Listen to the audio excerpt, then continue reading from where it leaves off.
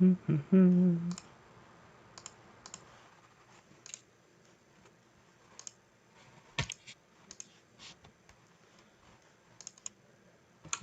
what's up, bro?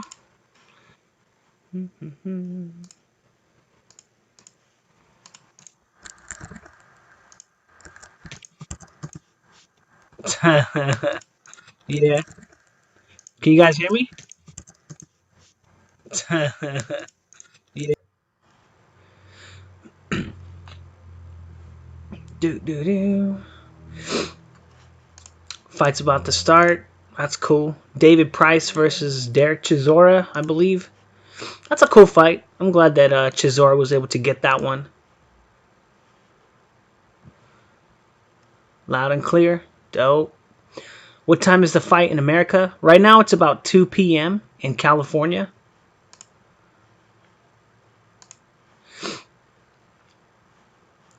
Let me see. We can hear you, dude. What's up, David? What's up, Mark Ant? How you doing, bro?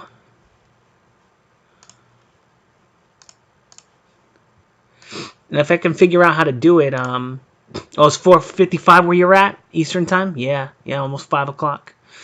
And if we have time in between fights, I can show you guys some of my latest training videos, just like stupid shit hitting the bag or whatever. But so we don't get bored. Prograis get hits a lot. Yeah, he kind of does, man. He kind of does. I've been going back and forth on this one because I think that this one is like a pretty pick'em fight. You know, I think that Prograis got more power, but I think Josh Taylor's a little more sharp. But I think that Prograis might be just a little more clever. But the sharpness will give Taylor a bit of like a seemingly like speed advantage. I don't want to say it like that, kinda, but I don't know if it'll be enough. I don't know. I'm super excited, actually. I can't wait for the fight. This one, like, I didn't even want to have to call, but yeah, I'm kind of leaning towards Prograis. Who do you guys got in the chat? Who do you guys have winning the fight?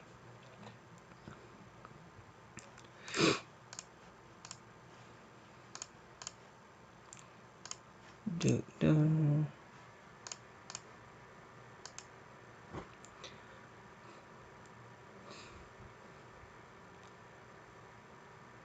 Carnera's era? I don't even know who Carnera is. David Price is a big dude, man, but he can take a punch. You got Prograis. Prograis all day. Yeah, I'm leaning towards Prograis. I think it's going to be close, man. I think it's going to be close. Prograis, well, Baranchik was doing some good work against Taylor, too, and Taylor stayed on the game plan, came up with a great setup for that right hand, or that left hand, and just cracked him. So I'd like Taylor. I'm Scottish. Best man wins. Yeah, what's up, man? Yeah, I don't know. It's going to be close. I'm really excited. I think it's going to be a cool fight. And I think it might even be one of those ones that they have to do a rematch for. You know, like if there's no knockout. Now, I think the question is going to be for me, like right now, what I'm really curious about. I think that Prograis is going to win on the outside, but I think Taylor might have the advantage just by a little bit, by being a little bit sharper on the inside, just a little bit. But he won't have the power advantage on the inside. So I don't know. I wonder how much Josh Taylor is going to be the one. Well, I know he's going to be going forward. That's for sure. He has to be going forward to get to Prograis because Prograis likes to circle. He's got that good movement, right? But yeah. Meanwhile, switch my pick. Oh no, dude! Did you have who here in chat had Vostok winning that fight up until the knockout?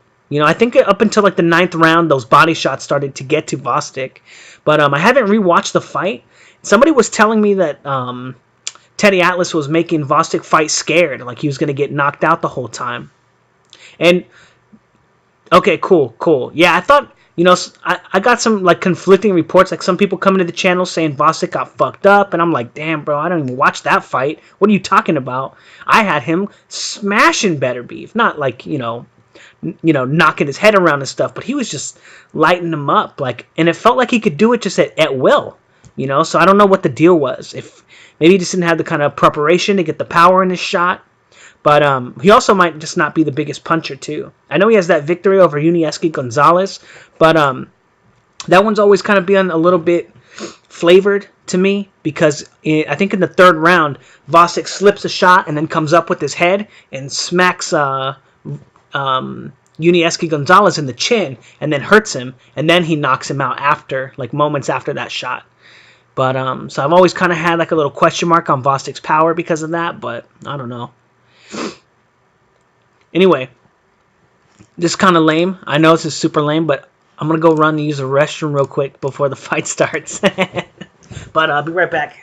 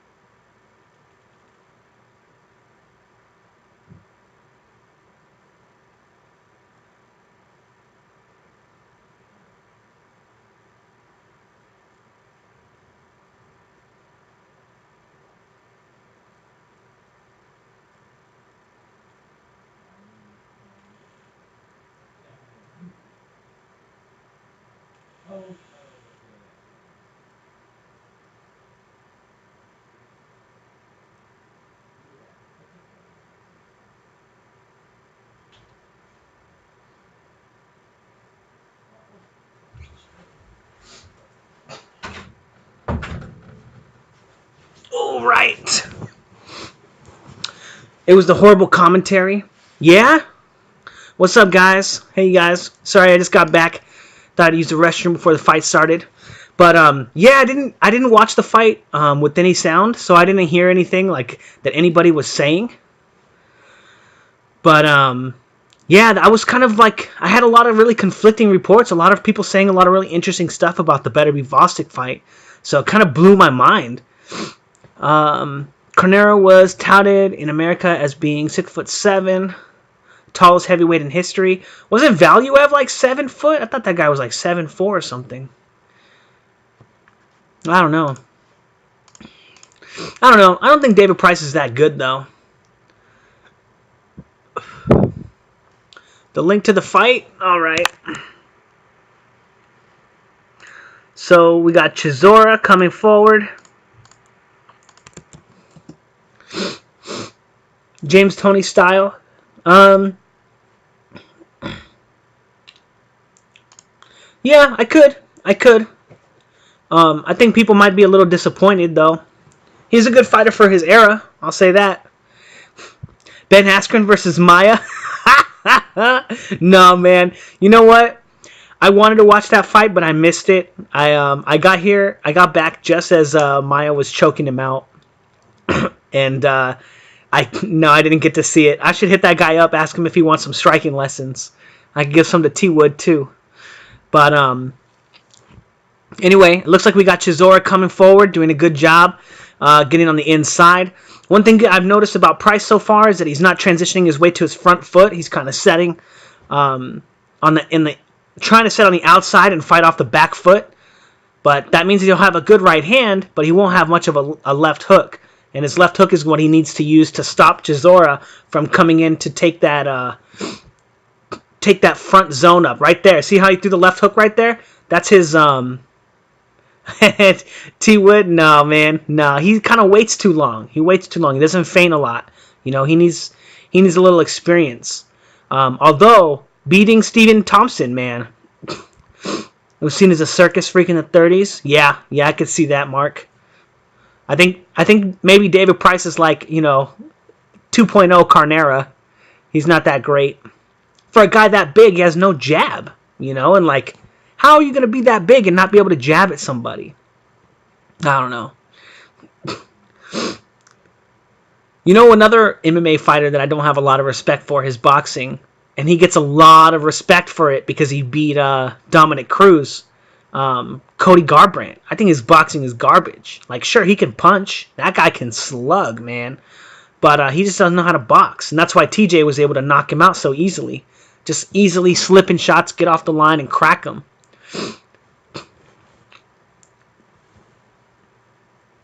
Yeah, he's not good. No. You know who was really good? Rose Namajunas. She dominated Joanna Jędrzejczyk with her feints, feint forward, and made her think that she was throwing a jab, and then she'd come around with the hook and just clap. Pretty fun round, to be honest. Look at I think this is the last fight until the main event. Salvador Sanchez, just saying, he's a good fighter. Yeah, he was pretty young, so he never got the real craft that that he needed to become like an all-time great. But he was a good fighter for sure. Gustafsson Boxing, I never heard of it. Trevor Whitman, he was her coach. He knows his stuff. For Rose, yeah. Yeah, Rose is legit, man. And, like, I'll be honest, man, since I saw her on The Ultimate Fighter, ooh, super crush, man. And she's so legit. I like her a lot. I was really sad that she had to fight the Karate Hottie, too, you know. Back when you're, like, a combat sports nub, Karate Hottie's like your like, go-to fighter chick, you know. You're like, oh, you know the Karate Hottie, what's up? You know, whatever. But she's so cool. But I knew that Rose was going to fuck her up. But, yeah, man, Adesanya is legit. He's got really, really good, really good boxing. He's super good. Great striking. I want to say striking overall. He's not as good fighting southpaws, though. He gives up the lead foot too much. His opponent gets on the, like, Gastelum, and he wasn't able to find Gastelum's shots or control Gastelum at all. So he ate a lot of shots. So he could work on his southpaw fighting, but very, very good fighter.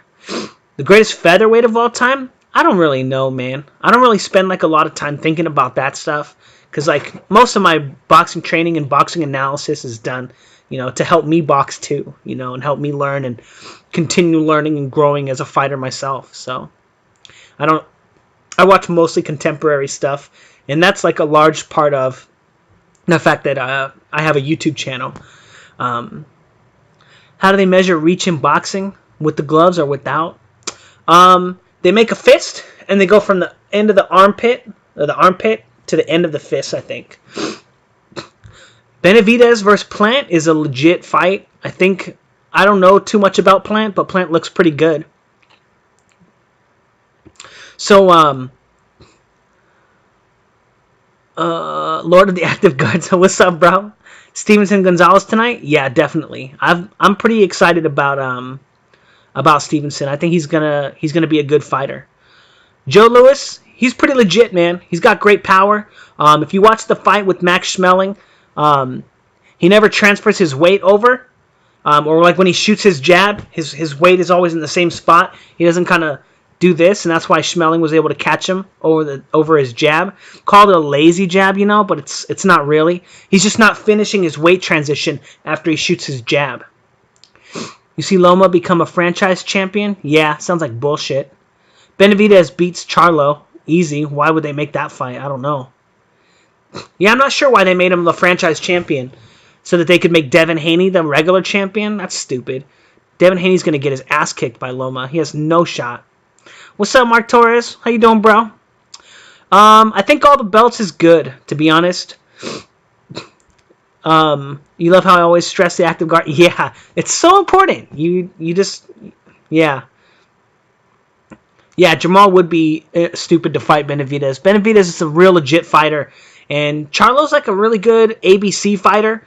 Like, I think he'd be like a great fitness coach, you know, for boxing. But I don't think that he knows fighting, you know. And Benavidez, who's like a young, like he probably had a lot of street fights. That's what it sounds like.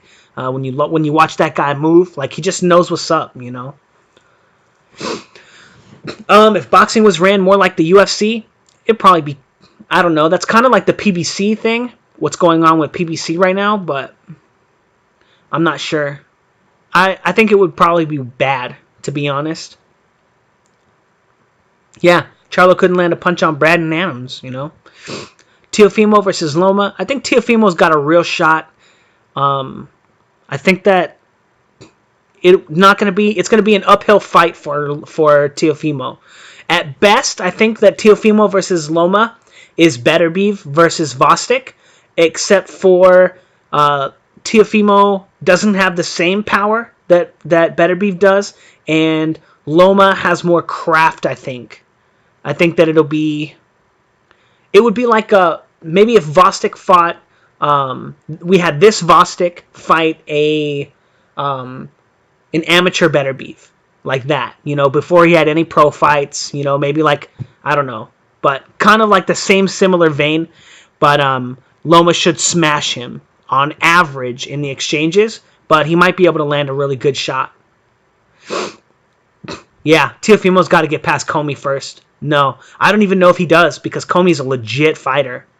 Nate Diaz versus Masvidal. You think Masvidal stops him? I kind of agree, man.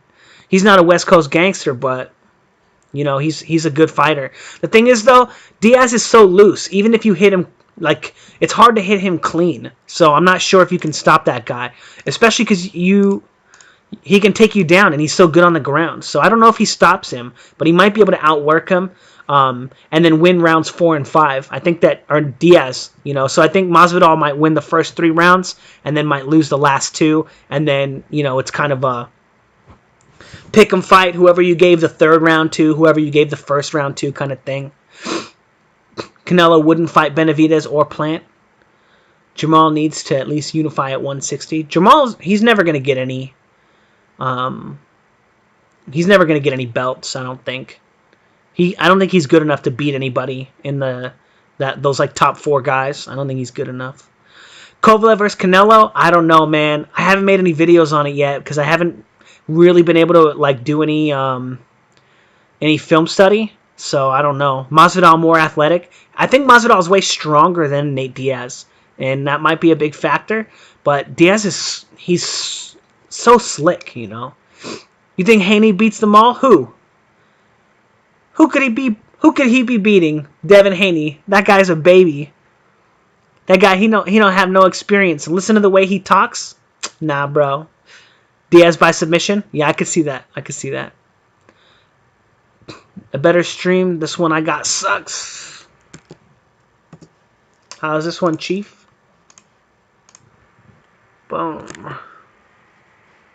I'm like not even watching the undercard. Sorry, guys. Boom. Canelo brought Shabransky to help him prepare for the Kovalev fight? I don't know. Interesting. Oh, man, you're going to bet on that fight? So, if you're... Okay, look, Jay. There's a difference between, like, boxing betting. Like, I wouldn't have said to bet on Vostik, but I would have picked Vostik to win.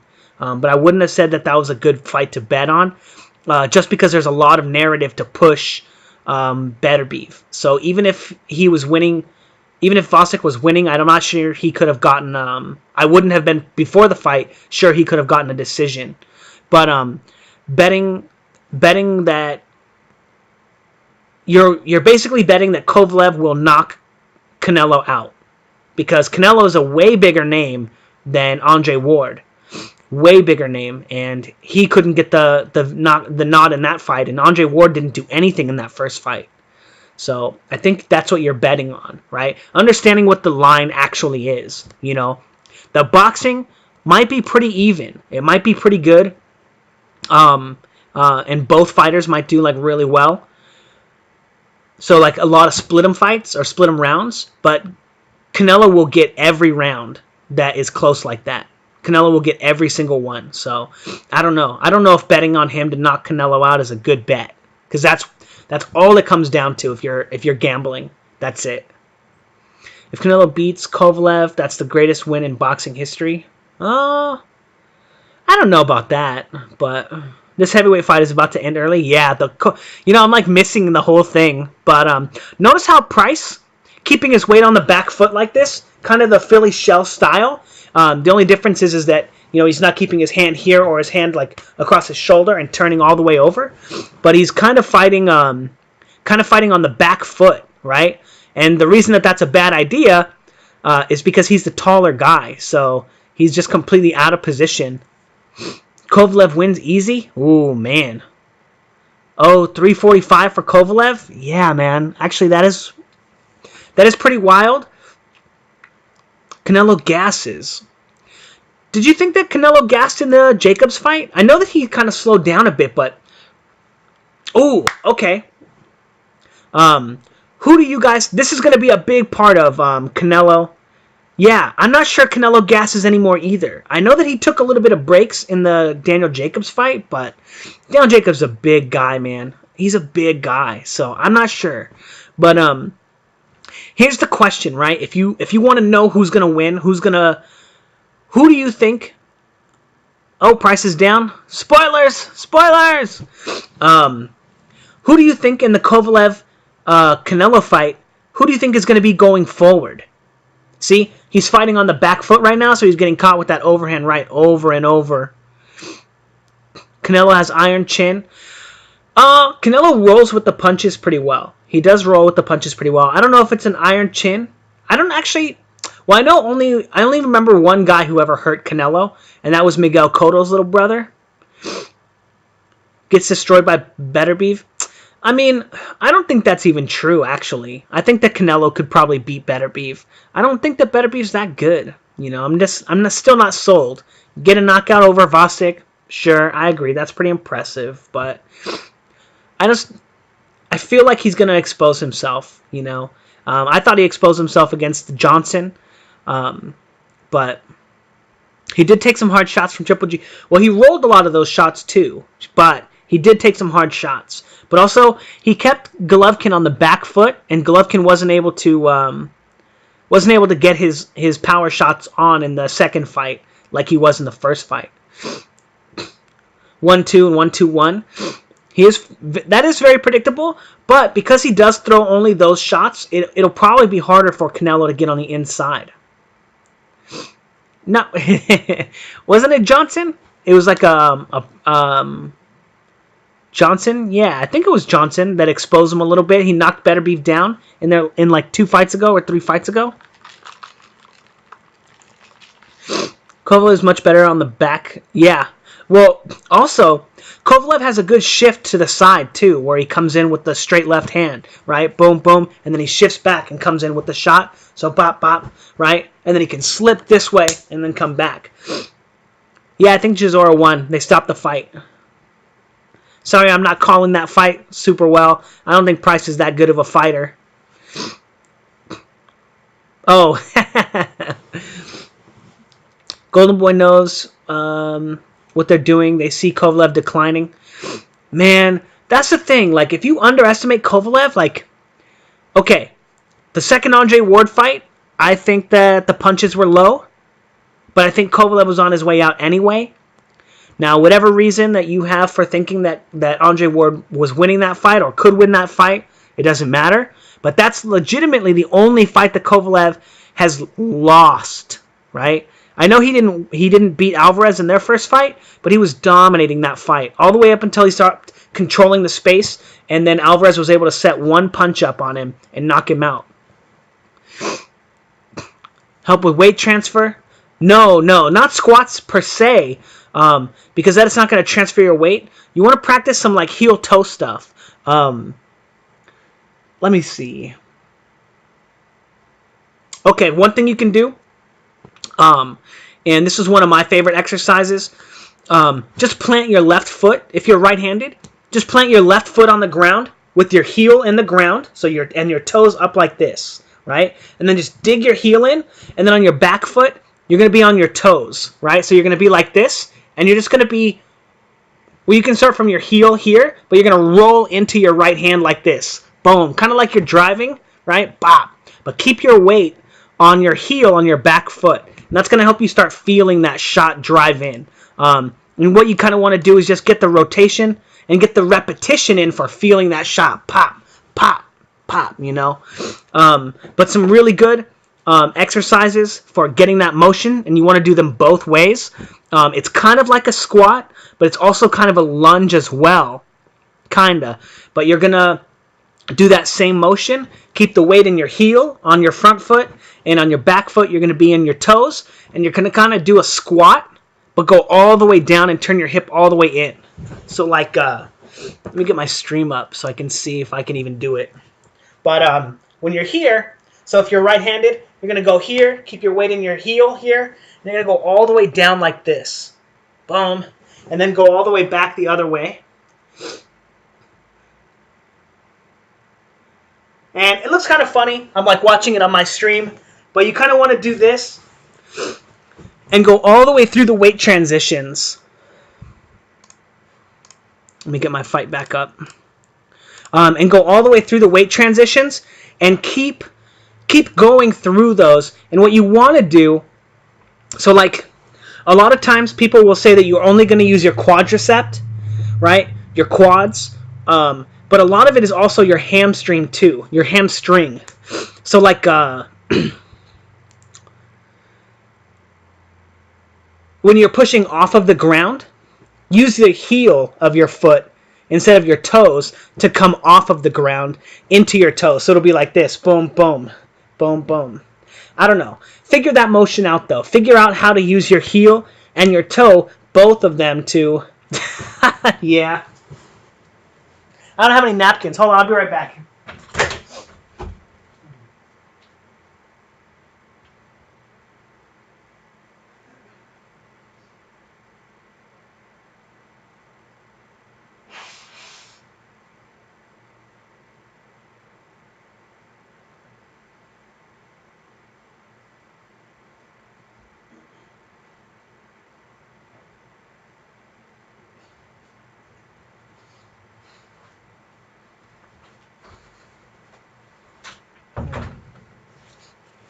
Ooh.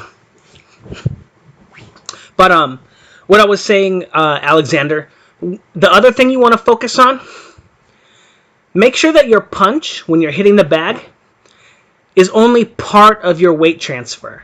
Okay? So like, don't just, like if the bag is here, don't just go pop, pop, pop, pop, but rotate all the way through, all the way through, all the way through. And when you're hitting the heavy bag, don't ever stop your weight transition just because you hit the bag. Okay? That's a very, very, very, very important part. You always want to be driving through the bag. Pop, pop, pop, boom. To make sure you complete your weight transition so that you get that full range of motion for strength. And that's going to be where it is. Where like the biggest amount of growth in your boxing will come. Kovalev is in his decline. Still KO'd a bull of a fighter in yard, yeah, via a jab. Do you think Calzaghe could have done better versus Kovalev than Ward did? Yeah, 100%.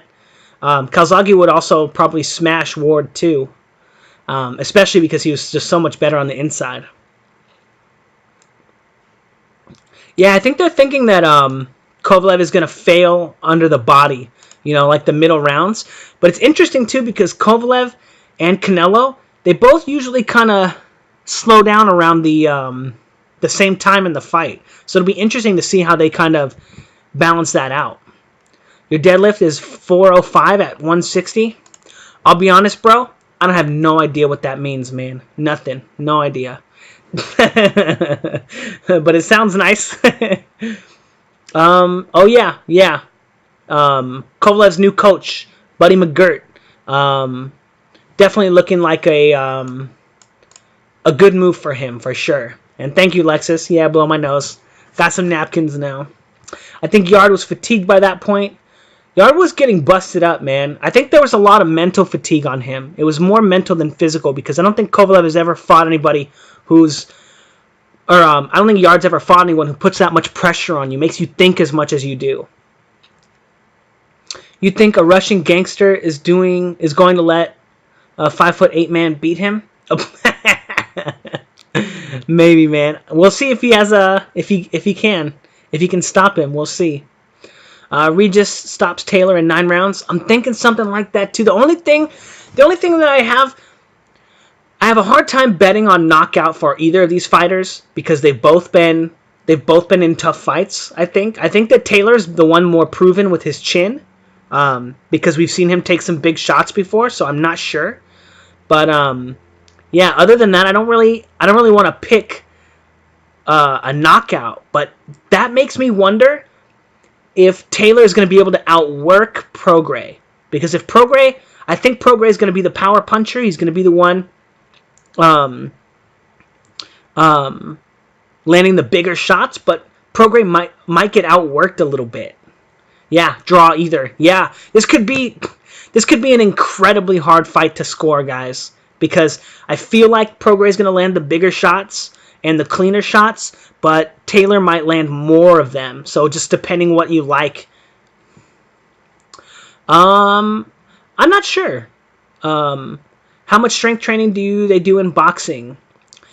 Dude, to be honest, I don't know. I don't think that they do enough. And I don't think they do it the right way. I think that's more important.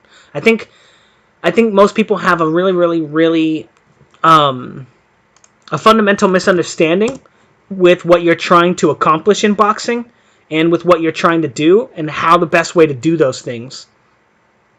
So I think that leads to really like kind of inbred boxing training, and people just don't get it. Marciano punched through the bag? Yeah, he did. He punched definitely right through the bag. Another person you might want to look at if you want to see some contemporary stuff, Teofimo does some stuff on the pad work when he's got the guy who'll be like, ha! He'll be jumping forward and striking through them. Looks really good. Great power.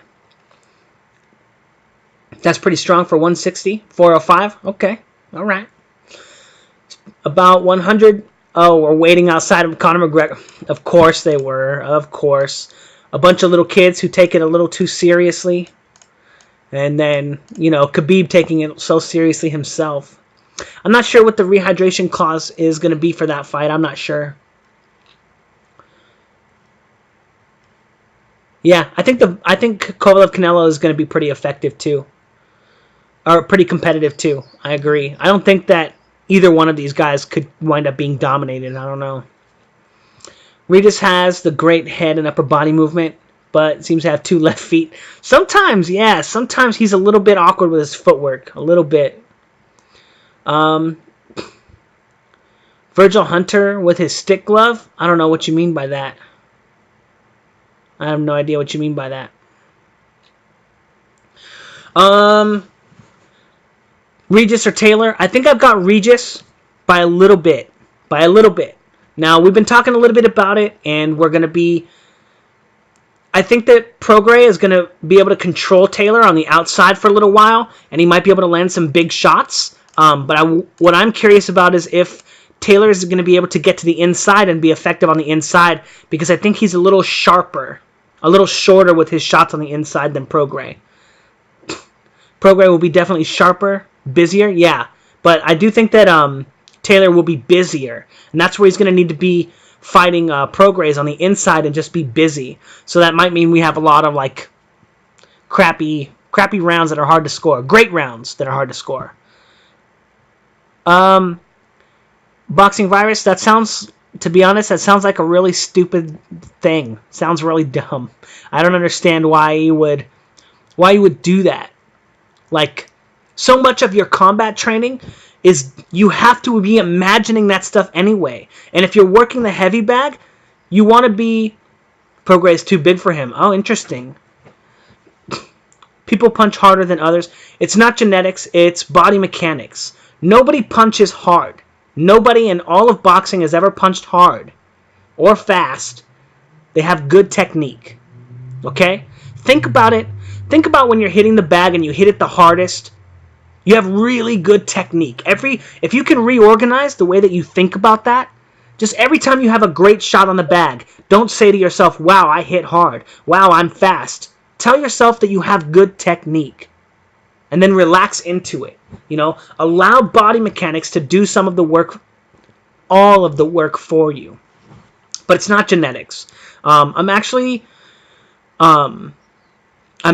working on like a video series that I'm going to be doing to help people increase their power and teach people the like combat sports theory and striking theory, because striking is different than boxing, right? Boxing is the sport of using your hands to set up shots and do all this stuff, but striking as a sport is fundamentally different, right? It's all about power and learning body mechanics. And then what you're going to do is you're going to take all of the different striking positions and different strikes, and then you're going to tailor them and kind of shave the ones out that don't work in the framework of boxing, and then you're left with only really highly efficient boxing strikes. But don't think about punching as a punch, like a thrust or an explosion out, but think about it as a strike, you know? I don't know how to explain that without just doing a video, but yeah. Anyway, my stream froze. I gotta refresh this guy. How much time do we have left? I wonder.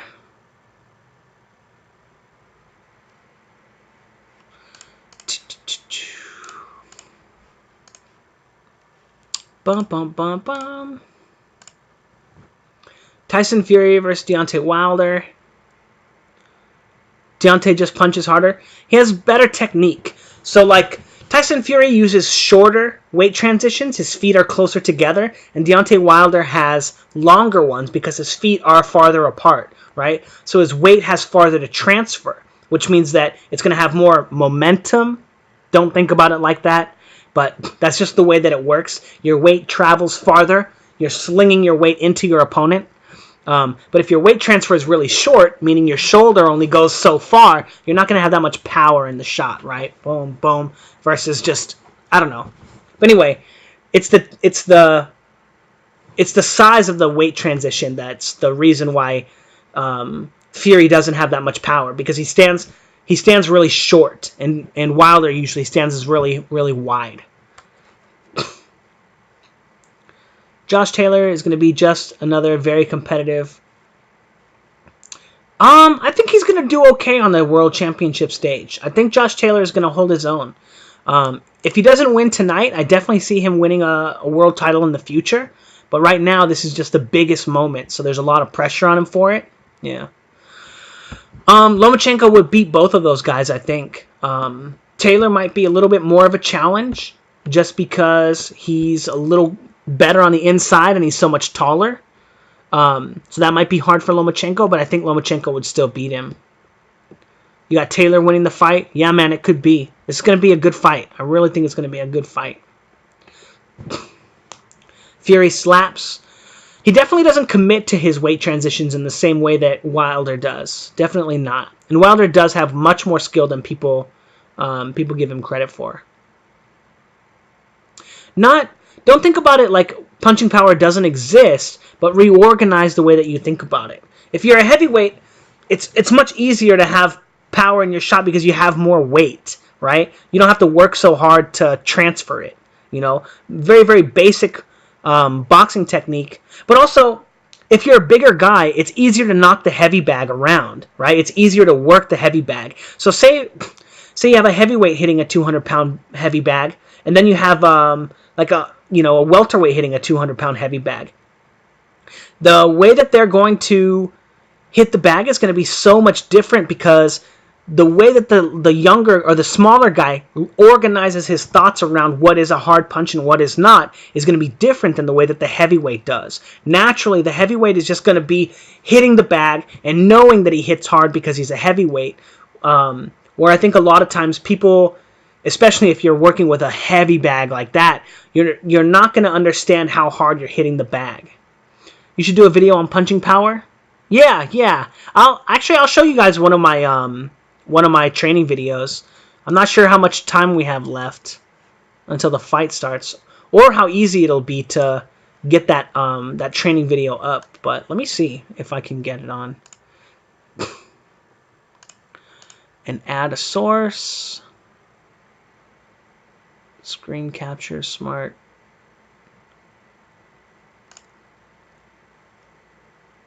Which one do I want? Okay. 80. Alright, bear with me, guys. I'm new to this. Window capture.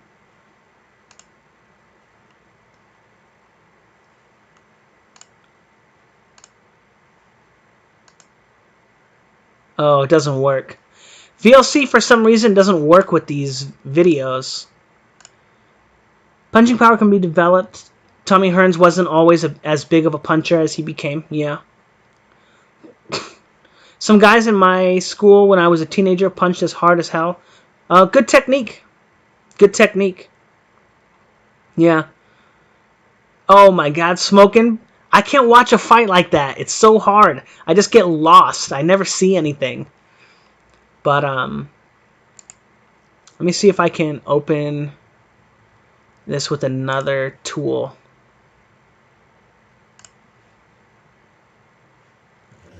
Whoa, that's big. Boom, boom, boom. Window capture. Okay, cool. Can you guys see it?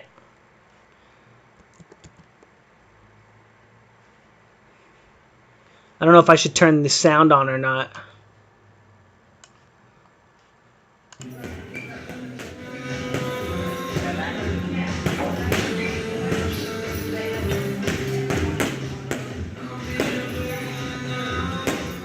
It's me.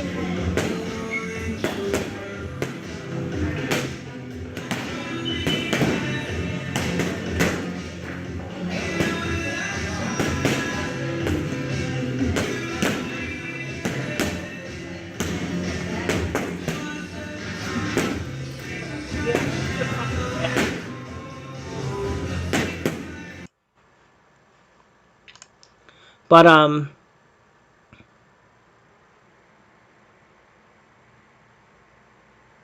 oh yeah, I never get my feet in the bag. Yeah, I think I should actually do some videos on my feet because I think that would be really. It's funny, the gym is always like super loud.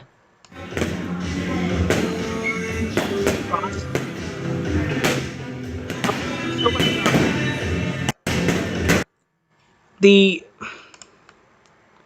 where your feints, my feints.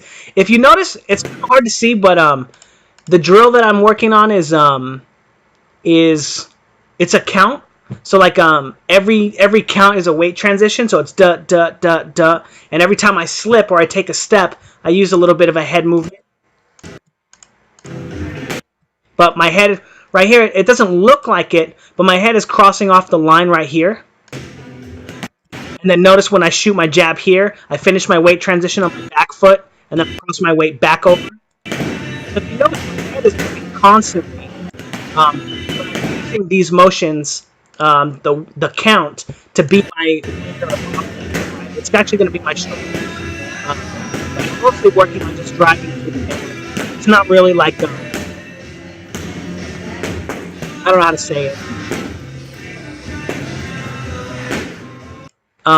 It's not really like, I don't want to say like functional, but I don't know how to say it. I'm not saying it right, but I'm making sure that I strike with every one of my weight transitions as much as I can, and that's the kind of the drill that I'm working on. Oh, okay, okay. Yeah, it's too loud. I can turn the video off. But when you throw your right hand too, when you throw your right hand, so notice the guy was saying I'm not turning my shot over. Whoops. Let's go back to that shot. So when you land the right hand, whoops. When you're landing the right hand from this position, it's not a straight right hand, right? What you're actually targeting is your opponent being on the front foot. So essentially, you have your punches in an entire arc of motion from the back foot all the way to the front foot. And what you're doing when you're throwing a straight right hand at the bag is you're throwing it as if your opponent is on the front foot, and you're throwing it as an overhand right. Because you're not going to just... questionable, Trouser. Questionable. Because my weight is all the way on my back foot right now. Right? So after I come through... Boom. After I come through, I follow all the way through the shot. But anyway, what I was saying is a lot of times someone will throw a straight right hand and they'll just, nah, bro, you tripping, bro, you tripping. But I see why you think that.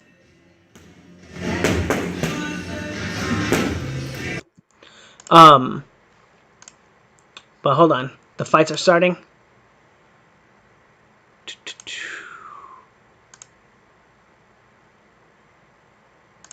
Okay, cool.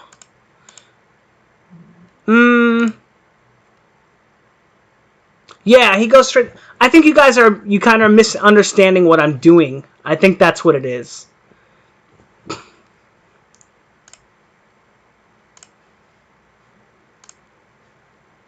I really don't think it is, bro. Oh, now my friend Rebecca, she's kind of busy. She doesn't really have time to train and stuff. But I have another group of people that I'm going to start training to and teaching. But as far as the right hand, it's not. I'm not slapping the bag. I'm not throwing a straight right hand. It's an overhand right. So what you want to do is you want to land on the bag, but you want to continue your weight transition through, because throwing a punch is not the end of your weight transition, and weight transitions are the way that you drive through the bag in the first place. She was cute, right? I know. She's actually getting married next week, or like next month or something. Like really soon, not next week, but like in a few months, I think. Roger Federer was a boxer? You think he could knock out AJ?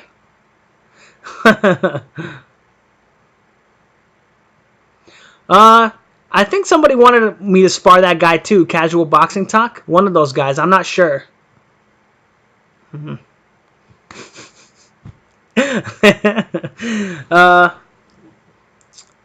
think you want to reorganize your thoughts on what you're trying to accomplish, Trouser. I think so.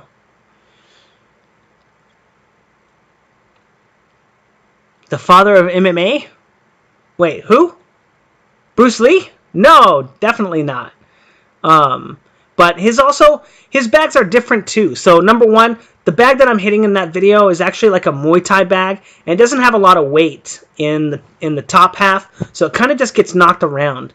But the bags that they used to use, like the cloth bags, you could really drive into those shots. So it's a lot different.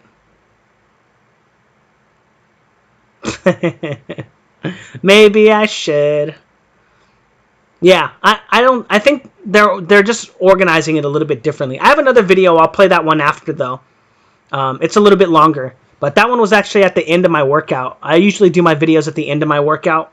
And I'll usually work out for about 3 hours straight. So I'll do like, a 10-minute round, and then I'll take 2 minutes off, and then I'll do my 10-minute rounds, and I just keep going and going and going for a couple hours. What's up? I hate echoes. Yeah, man, this is gonna be cool. MMA is actually just martial arts. A lot of styles are mixed already. I agree. Actually, if you reorganize that one more time, the theory behind striking is the same for almost all martial arts, right? They use basically the same body mechanics. They just have a different system or a different strategy or a different set of guidelines or things that they're trying to accomplish that make it so that they will strip away many layers of those strikes, or many different forms of each strike, to more closely fit the theory of combat that they're trying to propose, right? Like karate is a very, I'll say, an unanimated. How effective is your boxing theory for MMA? Well, it's the same, to be honest. Control the space between you and your opponent, then set your punches up, and then after you set your punches up, don't stay on the line. Don't let them hit you, Essentially, it comes down to stopping your opponent from setting their punches up and then setting your punches up. Those are your goals. Naoya Inoue striking technique, insane. Naoya Inoue has nearly flawless striking technique. I actually have a video on my channel, I think. Maybe I never even made the video about his striking technique and where it comes from. Do you make money bets on boxing? I used to. I haven't done it in a long time. The last bet that I won was Shane Mosley versus Antonio Margarito. But that was the last time I bet on any fights. I bet on one more fight after that, but it did not go my way. but yeah, it's been a long time. The Weasel. Modern martial artist. I don't know what that guy knows about boxing. I've seen a couple of his videos. I saw that I put out a couple training videos. And then I saw him putting out a couple training videos after. But I didn't watch his stuff, but it kind of made me not want to do training videos because I don't want to be like competing with someone for the space. But I don't know. I don't know what that guy knows. I know that guy Mind Smash. I've seen his videos and I think they're garbage. I hate that guy. No offense if you watch my channel, Mind Smash. But I just don't find the stuff that he says credible about boxing. That would be cool, Joshua Bedford. I would like to do that. It's kind of difficult is all. And I'm not sure like what space I want to do that in, what forum, or how I want to accomplish that. But yeah, that would be cool. Watching people's amateur fights. The thing is, it's tough doing amateur fights because people learn to stay on the line, right? So like a lot of times somebody will be like, oh, you have really good technique, right? And they'll be just standing there like, do, right? They can get all their rotations, right? But they have no power in those shots, right? So they're not actually boxing. They're just moving their arms. And that's the epitome of an arm punch. No,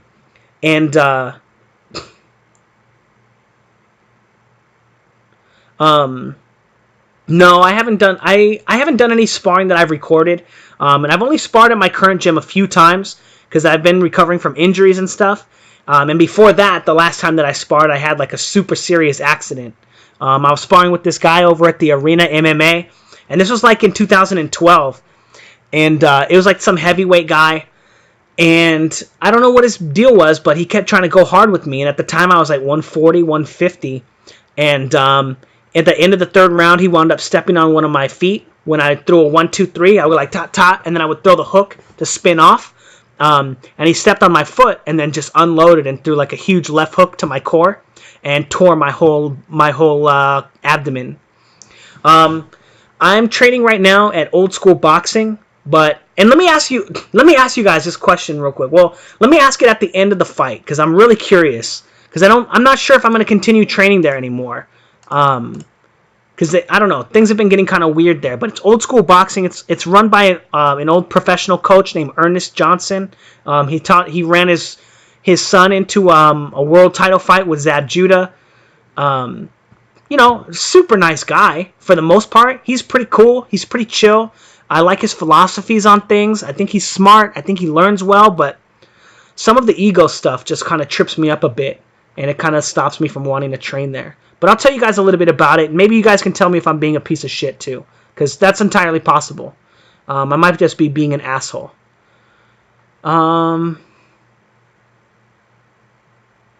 Fight started. Mine's just starting. They just pulled him to the middle right now, so I haven't gotten there yet.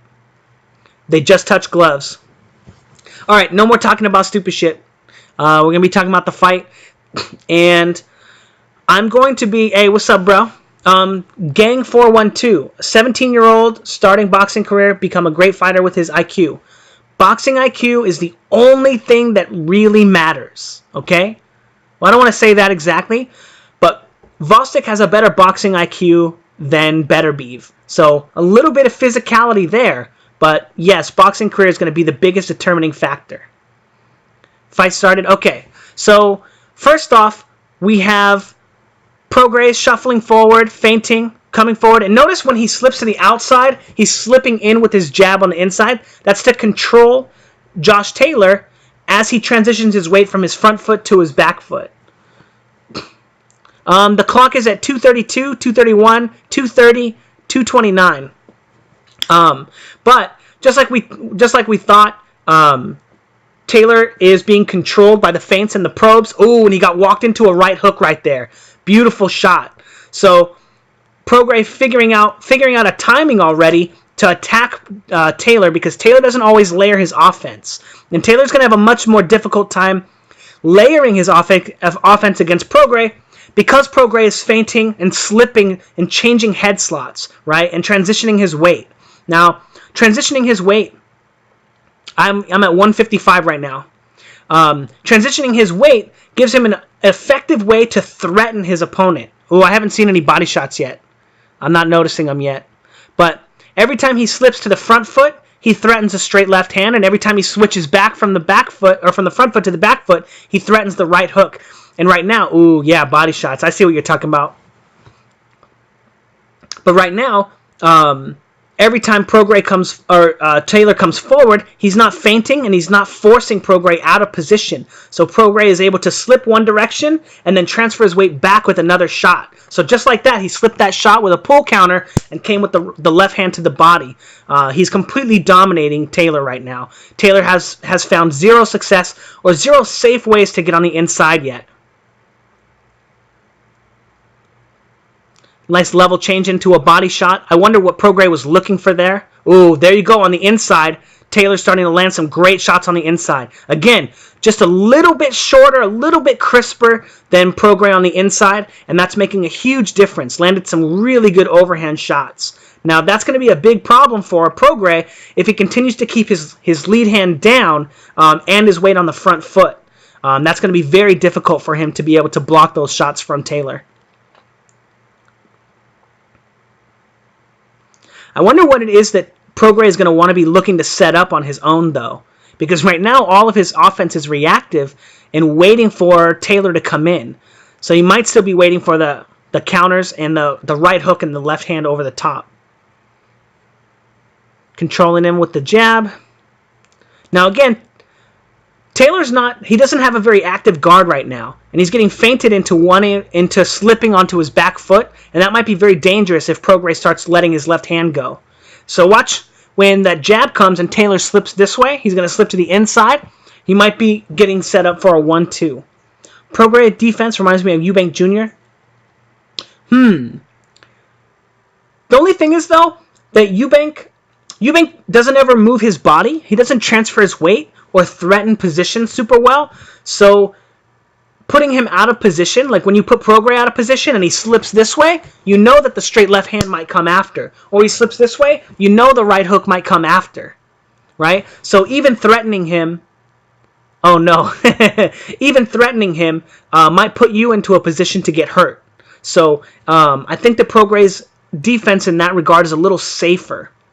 Michael Dukba, check out my channel, bro. I have a lot of videos in my channel about it, and you can come back and watch the fight again once you pick up on some of these little terms or the things. But if you have any that are in particular that you want me to explain, let me know. Now again, Taylor having a difficult time setting his shots up right now, and Prograis has all the control. Notice right there, I didn't see the uppercut yet. I don't know if it's coming. Prograis body shots, yeah. So Prograis, again, is slipping all of the first contact attacks from Josh Taylor and then coming back with counters of his own. So when the jab comes, he's pull countering, going with the right to the body, or the left hand to the body, just like there. Oh, man. Beautiful slips from Prograis. Doing a great job. Taylor's going to have to find a way to set his shots up against Prograis so he can get on the inside again. And, ooh, nice control right there. See how he threatened him with the left hand and then threw the right hook? Can you say me whose match it's talking about? Prograis seems bad because of his hard weight cut. I'm not sure what you mean. Because it looks like he's winning the fight so far and doing a very good job of it. But Taylor, again, having a very difficult time setting his shots up, finding a rhythm. Yeah, he's getting tagged, man. He's getting tagged. But, ooh, okay, good uppercuts there. Again, Taylor doing really good work on the inside. He's a little shorter. He's not as wide. So think Tyson Fury versus Deontay Wilder right now. The shorter shots coming from Taylor on the inside, but Prograis just lighting him up with the big power shots. Even that uppercut, which is a similar shot that Taylor has been landing, Prograis having a harder time landing because Taylor's much sharper on the inside than Prograis is. But that left hand to the body from Prograis is just destroying Taylor right now. Look at Taylor's guard right now. He's not shifting his weight, he's not feinting, he's not probing, he's just walking in with his jab right now, and it's really not looking good.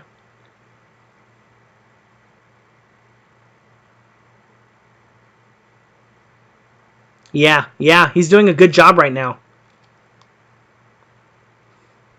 Oh my goodness. Taylor's already tying him up right now. What the heck? That's really interesting. I wonder if Taylor's hurt. I wonder if I think he has to be.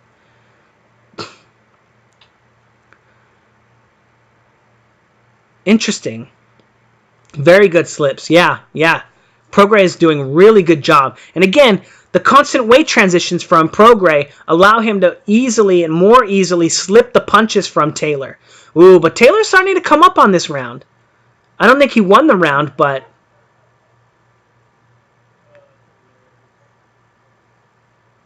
yeah, what a great round. Really good fight so far. Yeah, I think Prograis must have hurt him too. Because in the last half of that round, he wasn't even using his jab. You know, he wasn't throwing his hook. He didn't want to expose that part of his body. But also, he didn't want to transfer his weight from his front foot to his back foot by throwing a punch or weaving, which means that he probably is hurt to the body on that side.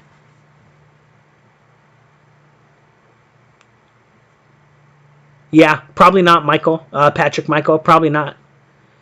Boxing match. Yeah, bro. Here's a link. Check it out.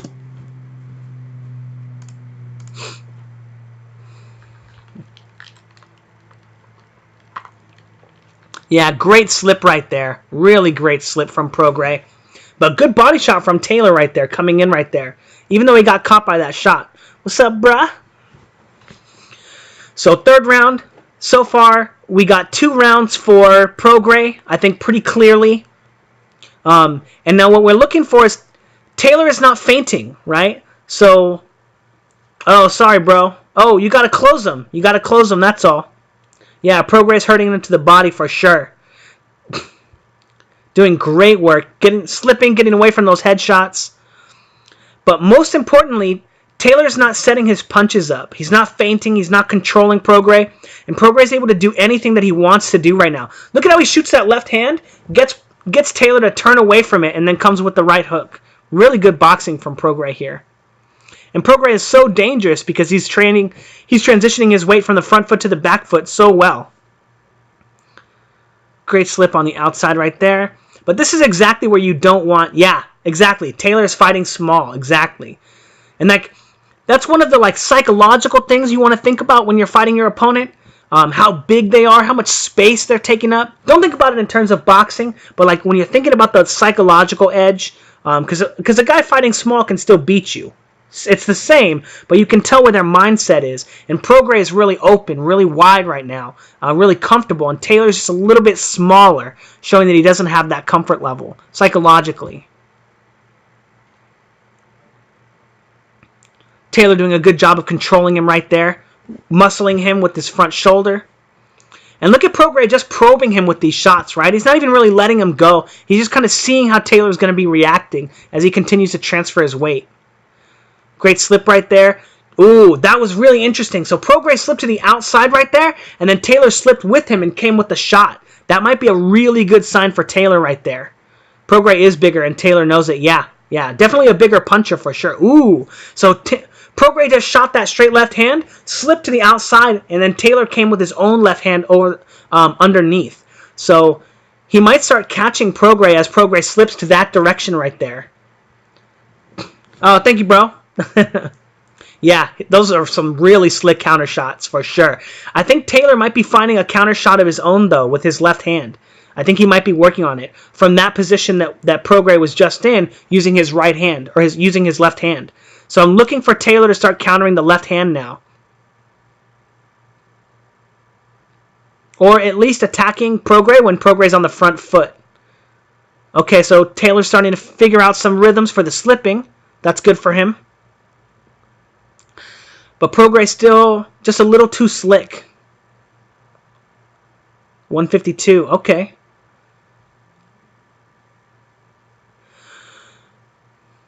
He seems a little plodding, right? Nobody asks. Not necessarily slow, but plodding, kind of right? Whereas Taylor feels really, really fluid in that regard. And I think that's just the power. I think that's just him getting his weight into his shots a little more than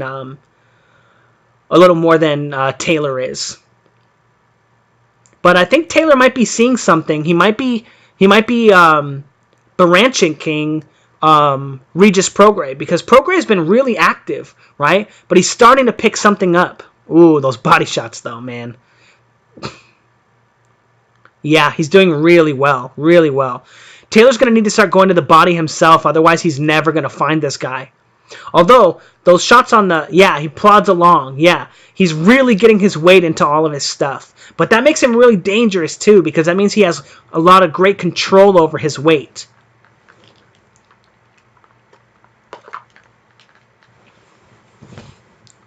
Yeah, Prograis has exactly. He has all the control of Taylor. He's the one dictating all the pace. He's dictating the way that the flow of the fight is being worked. And that puts Taylor behind mentally. Makes him have to work more than... It makes him have to think more than work more. And right now that puts Prograis in the kind of passive... Like, oh, this is easy work for me. I just keep doing my thing, you know? It kind of tells you that Prograis is just doing everything the right way. Now, notice right there that left hand from Taylor when Prograis stepped on his front foot. That might be really important right there. Very, very, very important, because Prograis may not be used to seeing the overhand left from his opponents. So watch Taylor start to use the overhand left more and more, especially because Prograis is keeping his front hand down so far. Taylor's trainings are saying... I don't have the commentary on. I have no sound, so I'm only watching the fight. Yeah, he is. Yeah. But it looks like Taylor's starting to find a rhythm right now. It looks like he's starting to figure out the rhythm from Prograis and start to work it out. Yes, exactly, Patrick Michael. That's a good way to say it versus Eubank. And knowing how to transition his weight into punches. Yeah, this is live, Michael Dupka. Regis is starting to land his jab. Okay, I'll look for that. I wasn't noticing it. I was noticing Taylor doing some slips and some counters. Taylor has a wide stance. It is really wide at the base, right? But he's really, really sharp up top, really short up top.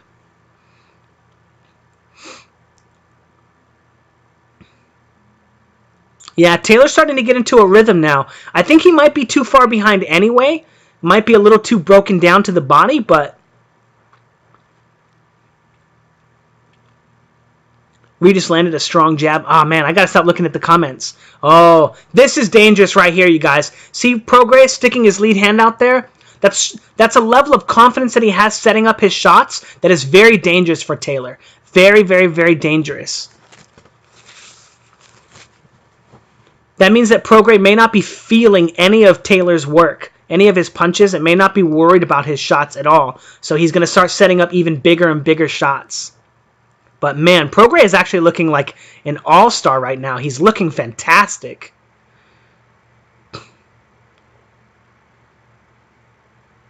Man, those body shots are insane. Great probing, great feints, great slipping from Prograis. Yeah, this is just a good fight, you guys. This is really fun. Ooh, good work there. Again, the probe, left hand, slip, and then the right hook. Yeah, he is. He's just letting his shots go and doing whatever he wants.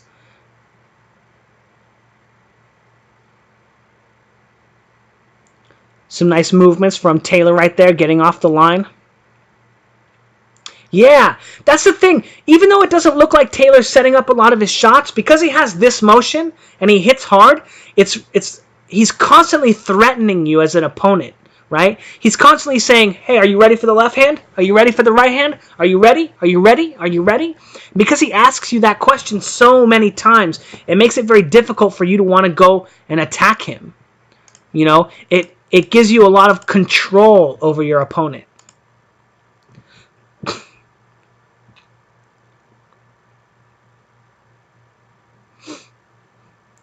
What's up, family 136? I can't read that, bro. Kovalev.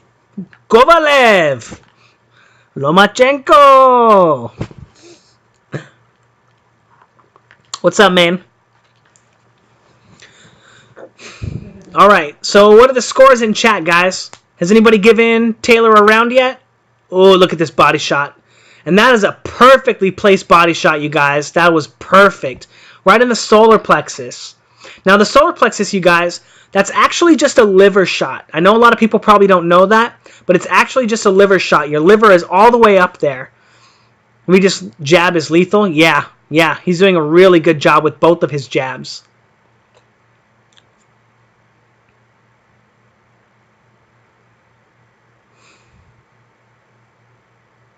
Portray Putin? Nah, bro, I'm not trying to die, man. 39-37 for Prograis. Yeah, okay. So you gave... That gives you 1 round? 1 round to Taylor? Yeah, great slipping. Notice that Prograis is always in position. Yeah, it's a liver shot. That's why it hurts so much. If you look at a picture of the human body, the anatomy, your liver goes all the way across your body. Taylor, round 4. I'll have to rewatch that one later. I do remember that there was 1 round that he was looking pretty good in. There you go with the overhand left from Taylor again. Not bad. But it feels like he's just a little bit too far behind right now, because even when that shot comes, Prograis is starting to land shots off of it as well. And Prograis is getting more and more comfortable being on the line with him. I missed round 2 but saw bits of it. Okay. I think Taylor clearly lost round 2 for sure. I think rounds 1 and 2 were really devastating for Taylor, to be honest.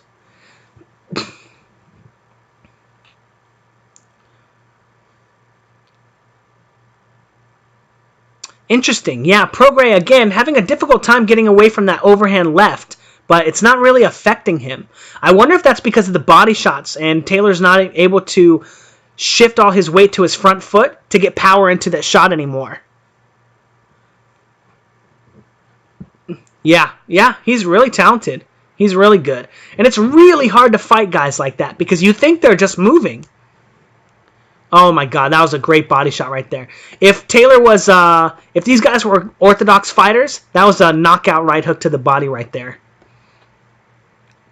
Yeah, Taylor is starting to come forward. I wonder if he sees something, or if Prograis is kind of slowing down.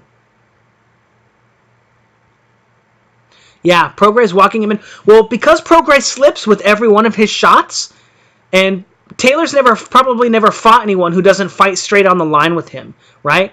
Notice a lot of times when you fight somebody and you're better than them, as soon as you start probing, they stand straight up, right? But Prograis is constantly switching his weight and getting his head off the line. And Taylor probably doesn't train in a way that allows him to have angles or rotation on his punches to combat that, right? But again, Taylor is landing a lot of overhand lefts right there. You see how he almost dropped Prograis right there? Oh, man. I think that was round 5, David. If you need a link to the fight, here you go. I want the stoppage on round 6. Is that where your money's at? Ooh, let's see. I think he hurt him. The overhand left is landing over and over and over again for Taylor.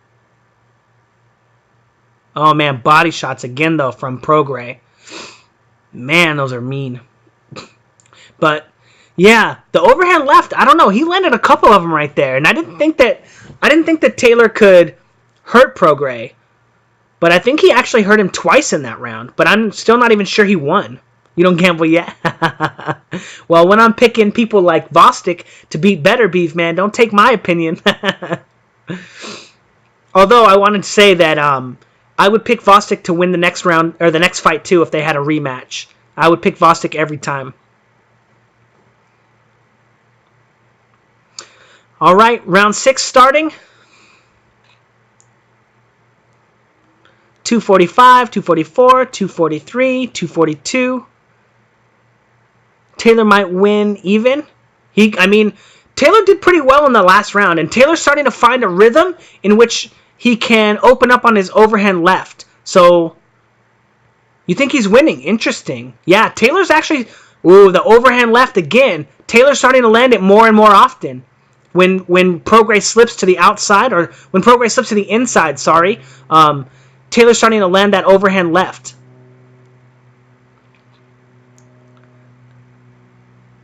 From which stream? My stream or that stream? A different stream. Yeah, I'm at 2 minutes of the 6th round. So Taylor's actually letting Prograis come forward now. 2 minutes left in the 6th round. Cool, cool. So Prograis coming forward, but notice that with Prograis coming forward, he's not layering his offense super well either. And now part of that is because Prograis usually fights in circular motion, going around his opponent. So if he has to come forward, it's going to change the angle and the delivery of his punches as well. So I think that going back for Taylor is a good idea, making Prograis come at him. Ooh. But I don't know. Prograis can still... It still looks like he's landing punches whenever he wants, though. 1:10 left in the 6th round. That's not dirty, ref. Shut up. That's not dirty. He can do that.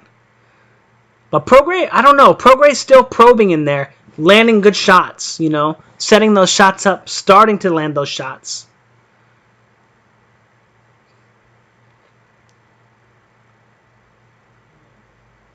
Yeah, and it looks like Taylor found a rhythm that he's comfortable transitioning his weight from, and he's gotten the.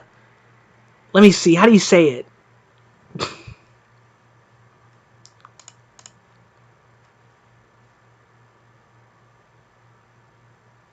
Ooh, okay.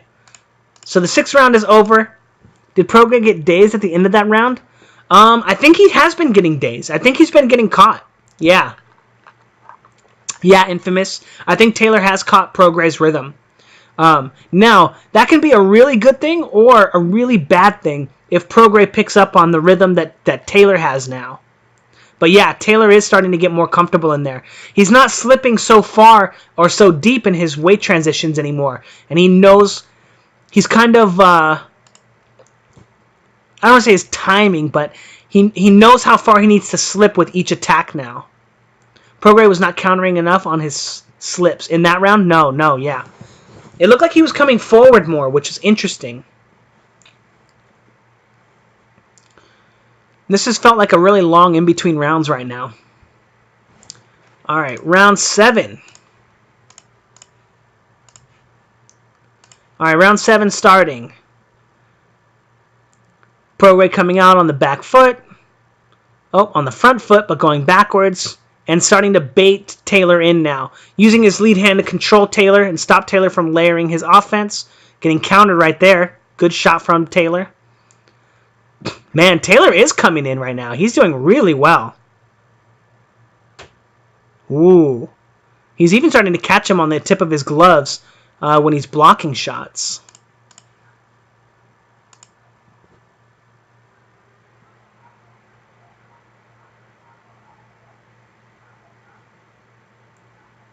I'm not sure. I'm not sure who that is, Barry McGuigan. But this fight all of a sudden just got like really interesting, guys. Like, I could definitely see by the end of this fight it being really, really, really close.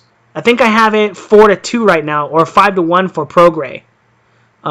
Giving the 6th, in my opinion, giving the 6th round to Taylor. Although someone else gave him the 4th round too.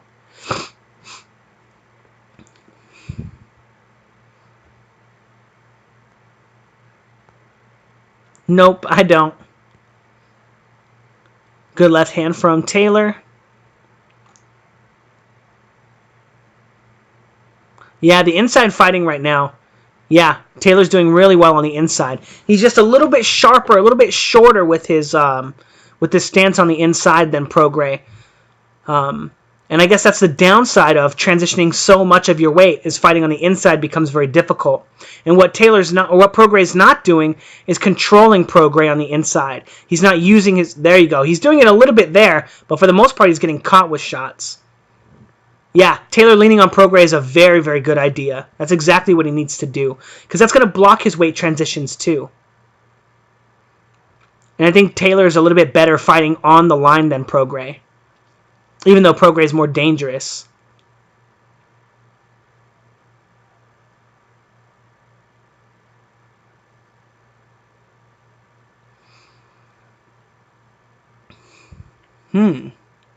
Ooh, again, Prograis starting to go back to the body. I wonder if if that was just Taylor having healed up from those body shots, you know, Wolverine status.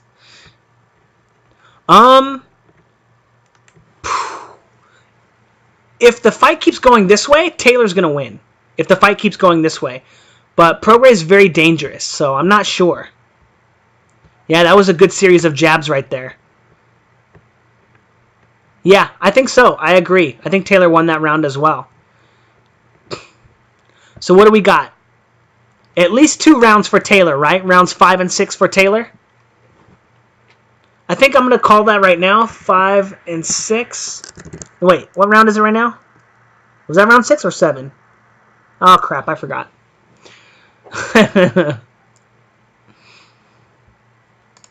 I'm like not even in the fight, and I can't even get the round straight. Round 7, that was round 7. So, yeah, 2 rounds. So, round 6 and 7 for Taylor.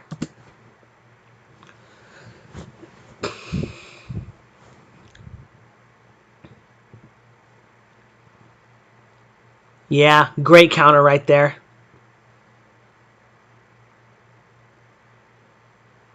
Whoo!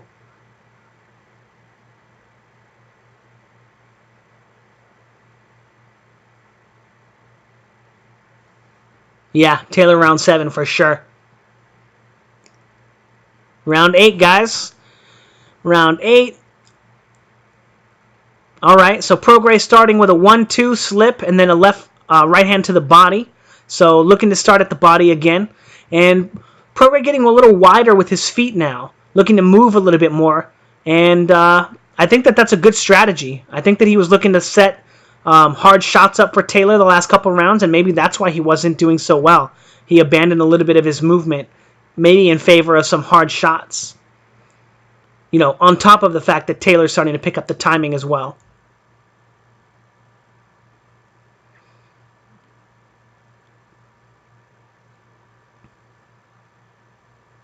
Yeah, Taylor feeling really relaxed right now, looking really relaxed.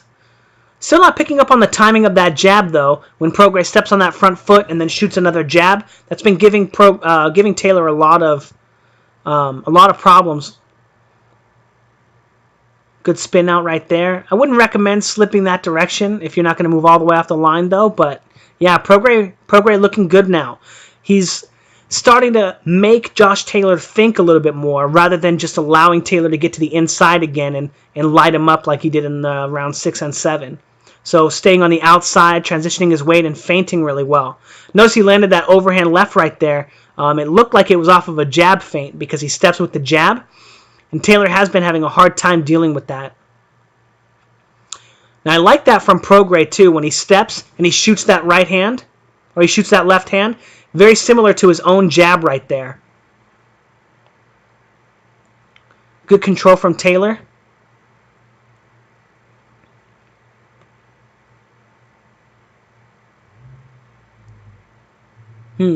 Well, he has been landing some good body shots. I'm not super sure if he's landed any in this round, but maybe he'll go back to the body shots to get around that high guard.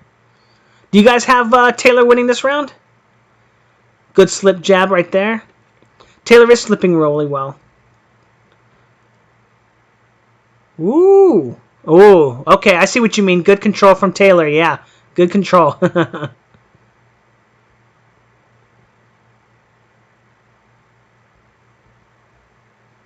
Yeah, Prograis doing a good job of circling, staying off the line with Taylor. Taylor's very good on the line. Oh, that was a really good left hand from Prograis. That was a really good shot. I don't think he's landed any like that the whole fight. But that one was really solid.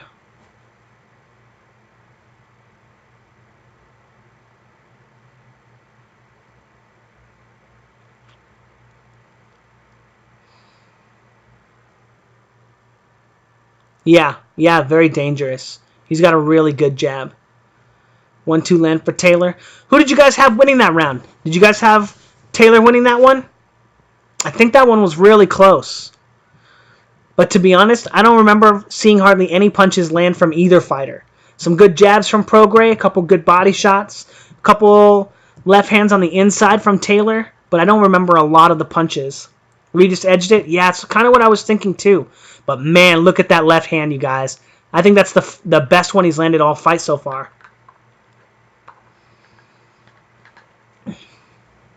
Regis round slightly. Okay. Yeah, I think so too. Slightly, right? And that's how I imagined the fight to be. It was basically like exactly like that round. That's how I imagined the fight would go. Like all 12 rounds. Just a really tough fight to score. Close round Regis. We have a Taylor in there. It's so close. So let's see. All right. Oh, Regis landed another overhand left right there. So he's thrown so many left hands to the body that Taylor's probably not even expecting the left hand over the top. So I wonder if that's going to be, yeah. So I wonder if that's going to be the highlight of the next few minutes of the fight is Regis Prograis landing his overhand left. Because Taylor has his lead hand down as well. We're in round 9 right now. 227, 26, 25, 24, 23, 22. So again, I think Prograis right now has control just by a little bit as he has Taylor walking into him. Oh, good body shot right there. Good body shot from Taylor. Yeah.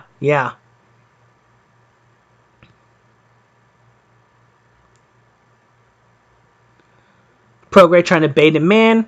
I like that Taylor's not just coming in anymore. He's starting to feint. See that feint right there from Taylor? And he was able to get Prograis to open up. Oh, didn't work that time, though. He got just... Oh, my God. I think Taylor's hurt to the body.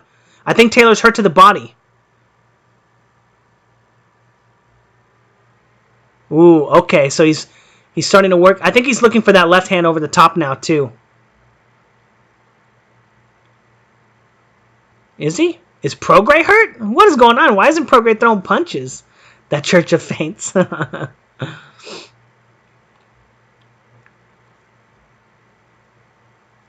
Ooh. Yeah, Taylor very dangerous on the inside. Very good left hand right there. Left hand over the top. Not super clean. All right, 1 minute left in the 9th round. Ooh. Do you see that? Almost a huge left hand right there. You have Taylor winning this one? Oh, man. I think so, too, actually. Although Prograis has landed some good body shots, I don't think Prograis is doing enough right now. He's going to have to land a couple of overhand lefts to steal this one. Yeah, I think so. He's starting to come on right now. But Taylor's starting to really extend that lead hand, and I think that might open him up to the overhand left from Prograis, too. Oh, but he's really digging him in right now.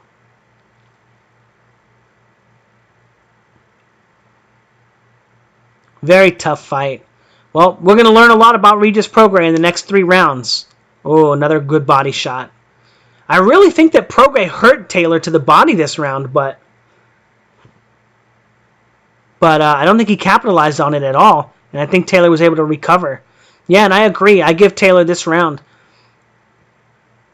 Yeah, I only have 3 rounds given to Taylor though right now, 6, 7, and 9. And 8 was close. I gave it to Prograis though. Yeah, I think Prograis is kind of feeling it. I think he's feeling it. If you refresh, Michael, maybe maybe you can fix it. But all the streams are going to be different. Also, depending on your internet connection. Yeah, and that's a great shot right there.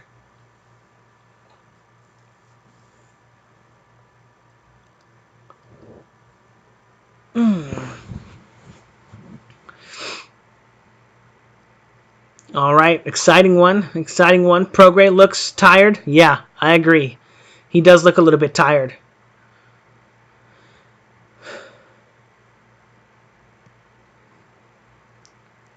All right, round 10. Prograis starting in the same manner, circling.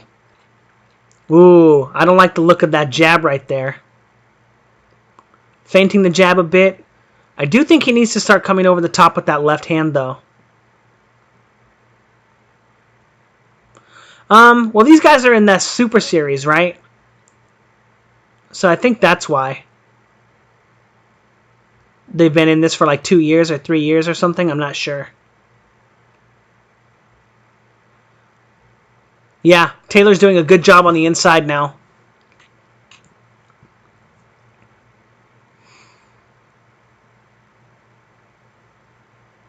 Yep. Taylor putting the pressure on. He still doesn't have the activist guard, but because he's staying in the high guard and Prograis is not really, he's not going to the body right now. He's not feinting as much. He's just using the rhythm, the first layer, and Taylor's kind of figured that layer out, and it stopped being able to threaten him in as many positions. Taylor's starting to pull ahead. Yeah, I wonder, right? Like Vostik, or if he's going to succumb to the pressure. I'm not sure. Why does the referee keep talking to him? He's doing fine.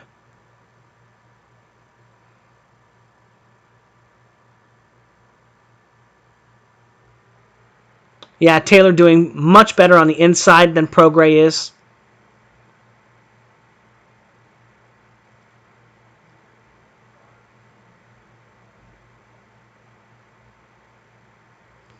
What's up, Icy Wrath?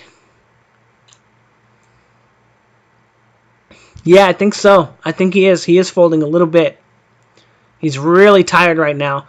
And Taylor doesn't even have to do any work to get in the inside. Yeah, he's smothering Regis. He's just walking in and just throwing shots. Yeah. Ooh. Prograis trying to land that overhand left. You know, I thought that was going to be a bigger weapon for him a couple rounds ago, but it looks like he's almost too tired to throw it. Taylor walking through his shots while he is pity-pattying. Well, he's looking to control him, DeMarcus. He's looking to feint and to stop him from just walking through. So you need those pity-pat shots to make your opponent think so they don't just come in and, you know, knock you around.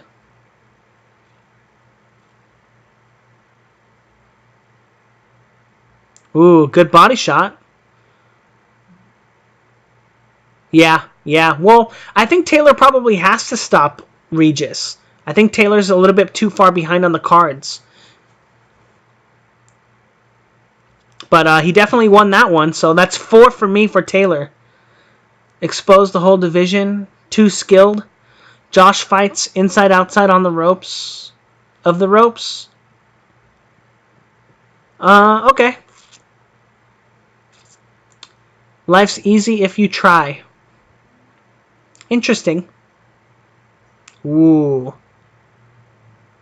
Smashing him? I think the last few rounds have definitely been in Taylor's favor for sure. You have him winning too? That's interesting.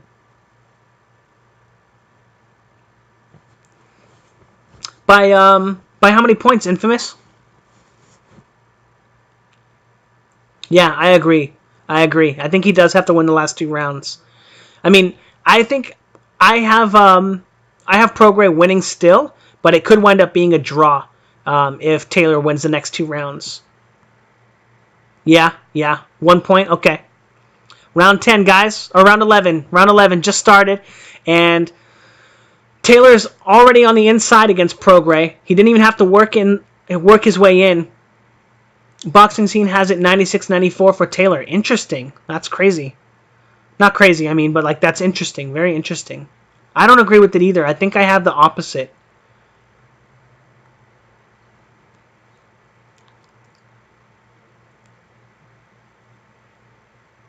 Yeah, Taylor has that timing too. He's figured out the rhythm that Prograis is looking to fight on.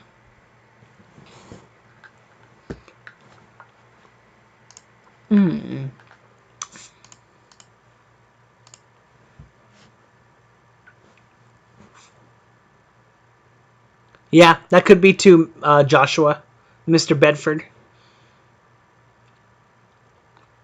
But Prograis is really looking to put it on right now, but he's just not getting any work done. Although, I'm not sure why Taylor is tying him up. That's really fascinating. It's been a good fight. Here you go, brother. 7-3 Taylor. Man, that's a little wide. I think that's a little wide.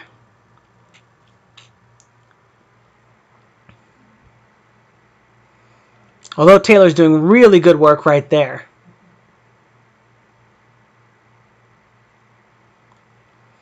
Yeah, Taylor's just smothering him.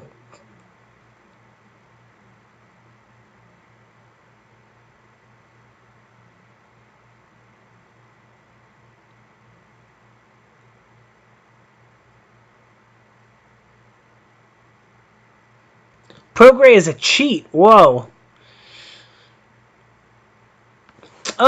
No, I don't think so. I think the inside is a little bit easier for Taylor right now because he's so tall. He's not he's not even throwing like that much power into his shots. He's just kind of just touching him. Um, but I don't think he's expecting it to be as sharp because of his height. Oh, the headbutting? I haven't noticed any of it.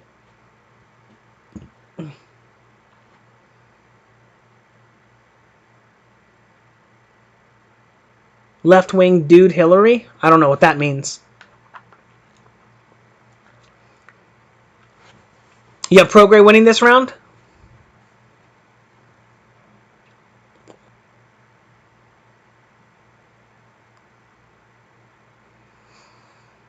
Yeah, I'm not sure why Taylor looks like he's doing so much holding in this round. The inside is where he wants to work, so I'm not sure. Ref needs to stay out of the fight. I gave Prograis round 11. Yeah, yeah. Are fighters restricted during the weigh-in for coming in to under the limit? They have to weigh in at under the limit, but they can rehydrate to whatever they want usually.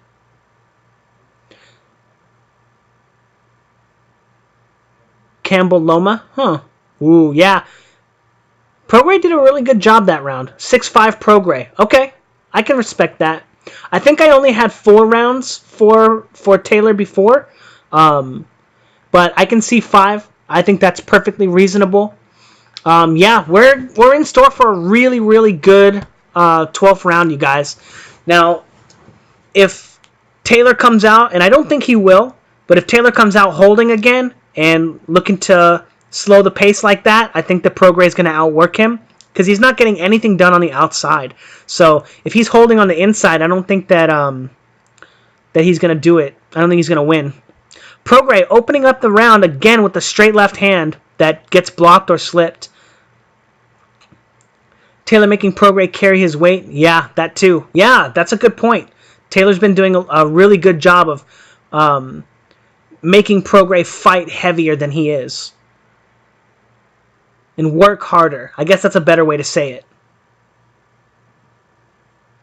You know, the thing is, it doesn't matter if the scorecards are wide or low, as long as the right fighter wins the fight. You know, like if it's wide, it's the same decision as if it's close, right? The boxing community's if no matter who wins, the boxing community's not going to go, oh, he lost to Taylor 120-108. Oh, he's a chump. Or he lost to Prograis 120-108. You know, people see this and they know what's going on. Prograis is in third gear. Yeah, Prograis is really trying to light him up right now. But Taylor's in fourth gear right now. Oh, he hurt him? Oh, I missed it. Who hurt who? Prograis hurt Taylor? That's Prograis round as well so far? Yeah. Prograis looks like he really wants it right now. And again, Taylor holding. Why is Taylor holding? Taylor does all his best work on the inside.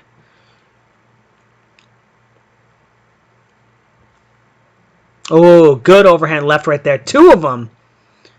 He might have him hurt. Oh, body shot now. Yeah, rematch would be great. A rematch would be great. It's interesting, too.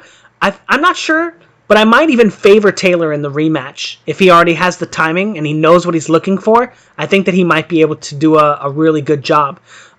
Because I think that's what happened with Baranchik. Because I think that Baranchik was winning their fight.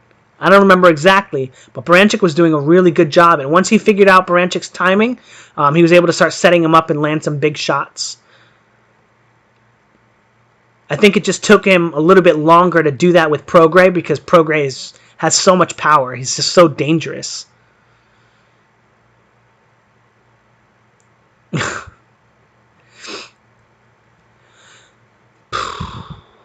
30 seconds left, and Prograis just walking forward, slamming his fists into Taylor.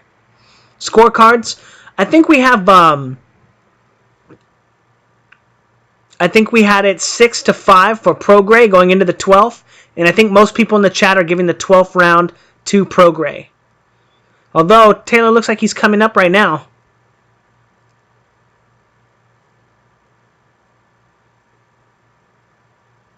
Whoa, that was a good right hook. That was like a possibly fight-ending right hook right there.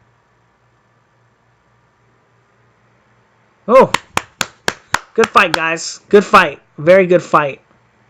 This is back and forth, a great fight. Yeah, man, those middle rounds were like, woo!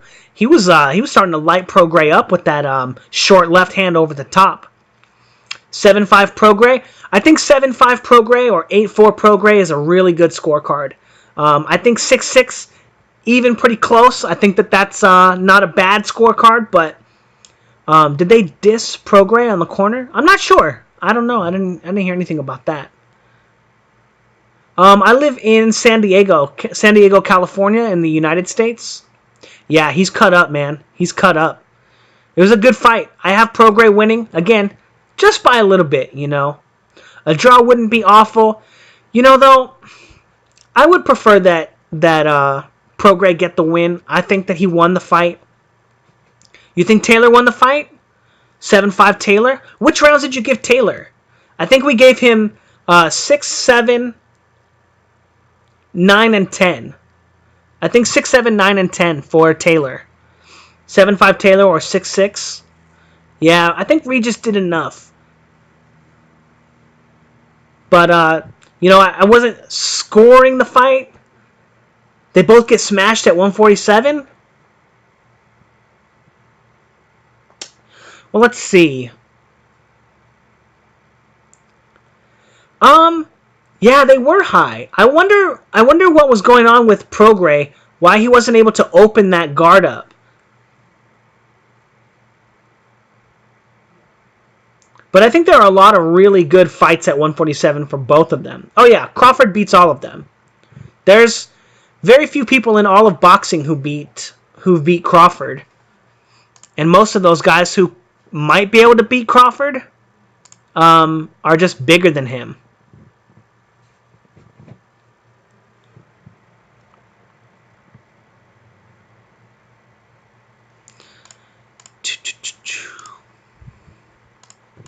Oh man, I'm excited. You didn't score the whole round? Okay. Unifying 140 has something to do with Crawford. True. Taylor won. Nicked it. Maybe. Danny Garcia's got some good power. He's just a little bit slow is all.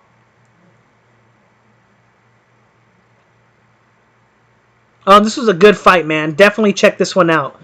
Definitely check the replays of this one out. It was really good. Yeah, I beat Crawford. Crawford's a chump. I'll smack that fool up. I'll tell him to his face, too. Taylor blocked more than he took. Interesting. Nobody lost? Yeah, this was a good fight. Unfortunately, who else is there at 140 to fight? You know, because these are the two top dogs and they got it on like this. I don't know. I'm not sure, like, if being second place in the division is where you want to be. Because, like you said, neither one of these guys should go up to 147, right? So if no one's going to go to 147, that means they have to stay at 140 to keep fighting each other. So, I don't know. Taylor exposes the whole division. Ramirez at 140. I've seen that guy. I don't think he's that good. Garcia would KO Taylor? Well, Garcia's kind of like a right-handed Regis Prograis, but I think Prograis is a little more fluid than Danny Garcia. But I'm not sure how Taylor would fight a right-handed version of him. Whoa! Taylor won? Whoa.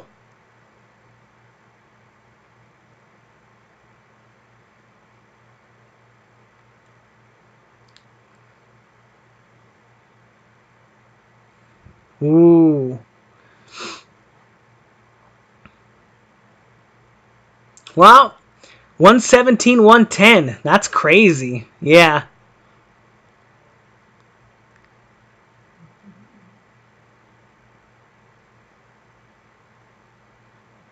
Yeah, that's crazy. Those are some 117, 112. Yeah.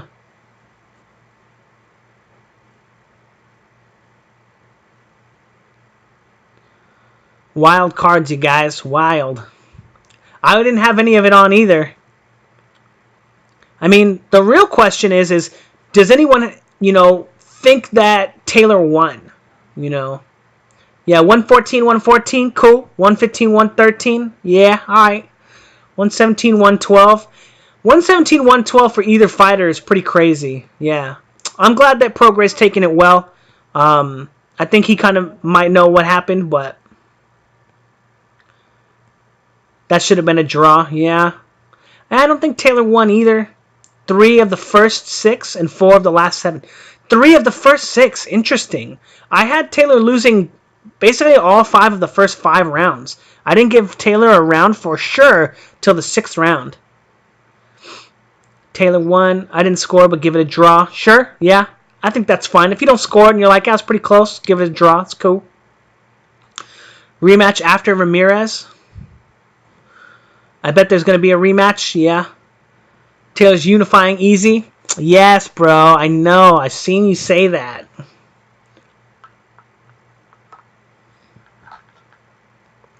My prediction was Prograis. Close. My prediction, my full prediction is Prograis wins on the outside easily, and Taylor has to find a way to make them fight on the inside, and maybe he can win the fight if he can win on the inside. So, pretty close to how I thought the fight was going to go. Yeah, but Taylor gets the victory. And they're fighting in his own country, so I don't know. I guess they are. I think they are. But, man, that's crazy. Crazy. Anyway. Are they going to do the interview? 140, a good division? Yeah.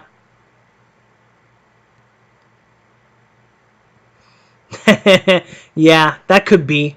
It sucks, though, to, it sucks to be like, oh, Prograis, he didn't do enough and he didn't do this. It's like, damn, dude, we already saw him do his fucking best, man. Like, he did his fucking best in that fight. That was the best he could do. He tried his heart out. And then we still got to say, he just didn't do enough, And that sucks, man. That's a shitty feeling. Hitting elbows and gloves doesn't deserve to win fights. He landed a lot of body shots, MGTOW. A lot of body shots. And, this is the interesting thing, right? Not only did he land a lot of body shots, but his face looks better than...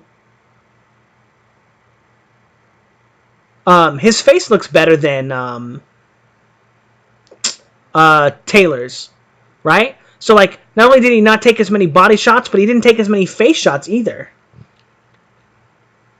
Savage, Andrew McGill. Stupid Americans. Thanks, man.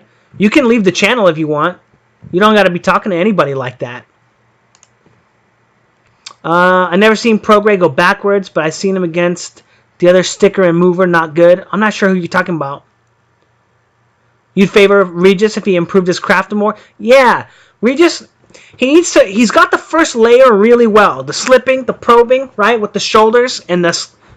but his jab needs a bit of work. He needs to figure out a way to feint with the jab and then come in with the left hand too. Look at Taylor's left side of his midsection for the first 3 rounds. Savage body damage too, right? He looked like those battle-ready Dino Riders where you could take a chunk out of them. He was pretty messed up. A Somalian broke my jaw with one shot in 2006, and I went down, but I didn't pass out. Does that mean you have a good chin? I don't know. I guess so. I mean, maybe not a good jaw, but a good chin.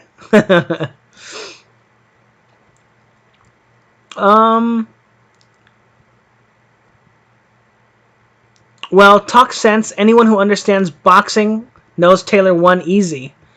You know, Andrew McGill, all I'm going to say is if you take one look at Taylor's face right now and you think that that fight was easy, you don't know boxing. I had it 7-5 for Prograis, or actually 8-4 was my card. 8-4 for Prograis. Yeah, your mouth was open? Yeah. Well, that's just going to break your jaw right away. Yeah. You don't even have to worry about getting knocked out because your jaw, because it's on this hinge, it's connected with the musculature and the connective tissue. It's not connected to your head, so your chin just kind of flaps out there. If you get caught with it, it's just gonna break and your head's not gonna spin. Taylor won 7 rounds to 5.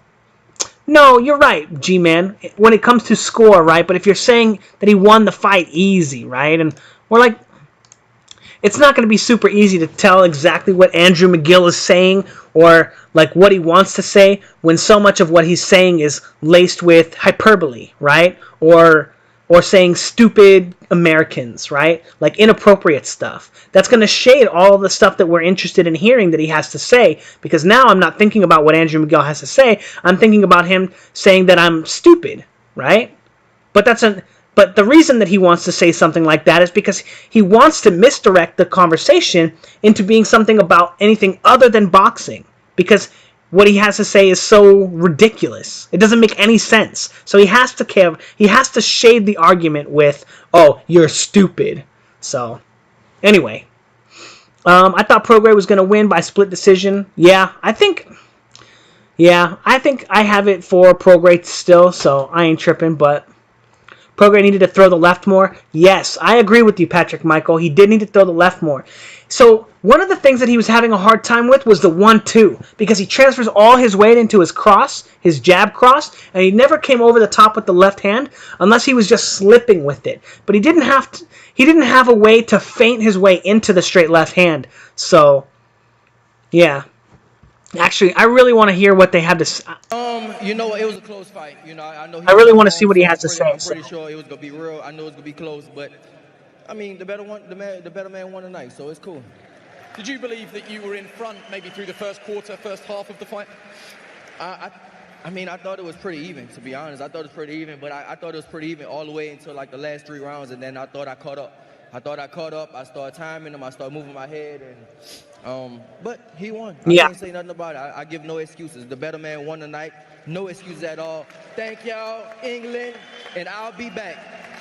Bit of a crazy question because of how you both look, but did you enjoy that? Was that an enjoyable fight to be part of, one of the fights of the year, without doubt? Yeah, I definitely enjoyed that. I'm pretty sure he enjoyed it too. I mean, it was one hell of a fight, and hopefully we come back, we do a part 2, and make maybe $20 million. Definitely. It's been so enjoyable having you here. Safe journey home. Thank you. Shane, have you got a mantelpiece big enough for that trophy? Interesting, man. Interesting. Well, anyway, that was cool. Ramirez going to punish Taylor. I've seen that guy fight. I don't think that guy has anything for Prograis or Taylor. I don't think Ramirez is going to do anything. I don't think he's got it. I don't think he's good enough.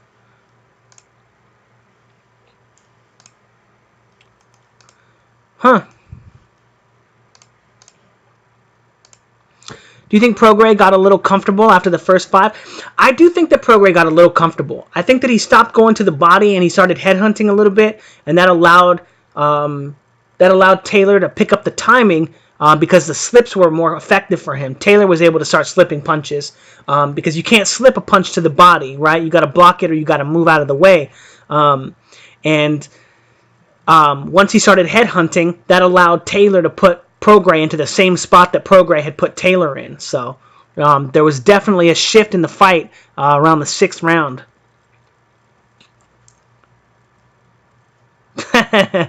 Yeah, laying down. I have a futon and I sleep on the floor. I think it's better for you. So that's just kind of how I live my life. So I'm laying on my bed right now. Thank you, Rockman. Appreciate it, man. Glad you enjoyed the fight. Taylor's right hook was so effective. Prograis was fighting on the inside, only on the front foot. So Taylor could basically find Prograis on the line with him. So Prograis on the front foot like this, and because his hands, when he's slipping punches, he's only slipping like this. You know, he's not moving his head all the way off the line. So Taylor was able to find him with those shots. Better fighter, harder puncher. Not sure. Shakur versus Joet. That's in a few hours, right? I think I'm gonna do it a little in a few hours as well. Let me check the times on those fights. But I do want to do the Shakur Stevenson one. The only problem with the Shakur Stevenson one, let's see, it's 12. So in 2 hours? Yeah, in about 2 hours. I think I can do that. Or 3 hours. I can come back and do that. You had Taylor by 5. Oh, yes. Think Stevenson stops him? Yeah, for sure. Shakur Stevenson's going to smash that guy. What's up, James McCall? What's up, bro? Nice fight. It was a really good example of having effective, proper mechanics and weight transfer in all your movements is. Yeah. Who did you have winning the fight, James? Did you have Taylor winning? That's my boy James, you guys. Everyone give that guy a shout out. Let's see. Boom, boom. There you go. There we go. Let me see.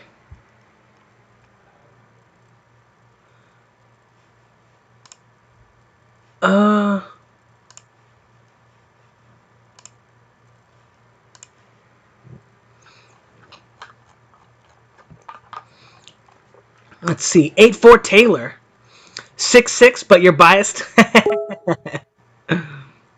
Yeah, to be honest, I don't think that 6-6 was a bad score. I don't think it was as close as that. But yeah. Alfie Woods, 117-112 was harsh. Yeah. I had Prograis too. I think that 1 or 2 rounds was cool. Do you believe the storyline with Shakur dating Joet's sister? I don't know, man. That's funny though. I don't know. That sucks, man. Like, what if the guy with your sister's like, what if he winds up being a scumbag, right? And you already fought him in a professional ring. You know you can't whoop his ass, right? How you gonna go step to that fool and he's fucking your sister? Damn, dude. That's just rough, man. I don't know. Maybe you gotta take it like Mike says, right? You gotta have a bat and check them. But I don't know. But that shit's rough. I don't know. He might knock that guy out in the second round. Who knows? I've never seen his opponent fight. I'm just expecting it to be like an easy fight for him. So, I think it was a robbery, John B. Not like a robbery, but I don't think he won. I think that Prograis won. I think he won so many of the early rounds that it was kind of an easy fight to score. 4 rounds max. 4 rounds for Gonzalez is tough. Yeah. Kovalev Canelo breakdown. I'm not sure.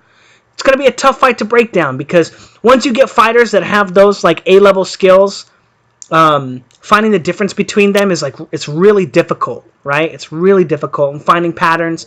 And Canelo is evolving so much in his boxing right now that it's really tough to pick down what version of Canelo is going to show up. And that's really tough because he has not been consistent. He has not been the same fighter in the last 5 fights as he was in his last fight. So it's really difficult. But I don't know, man. I'm really excited for that one. I just want to watch that one as a fan, to be honest. Kovalev is one of my favorite fighters. I even got him on my desktop, so... Yeah, Canelo. Oh, yeah, someone asked about Easter versus Adrian Granados. Adrian Granados is an alright guy. He's cool. Easter Jr. is a little more polished, so I'd pick him. Actually, I know a lot of people thought that Adrian Granados was going to give Danny Garcia a lot of problems, and he just got obliterated by Danny Garcia. I couldn't even believe that. I knew he was going to win. I knew Danny Garcia was going to smash him, but that was really impressive. So, I don't know. We'll have to see what Easter takes away from that victory and his loss to Mikey Garcia to really put him in position. Yeah, to see how he fares. You know, what is he learning? Because he kind of got smacked up by Mikey Garcia too.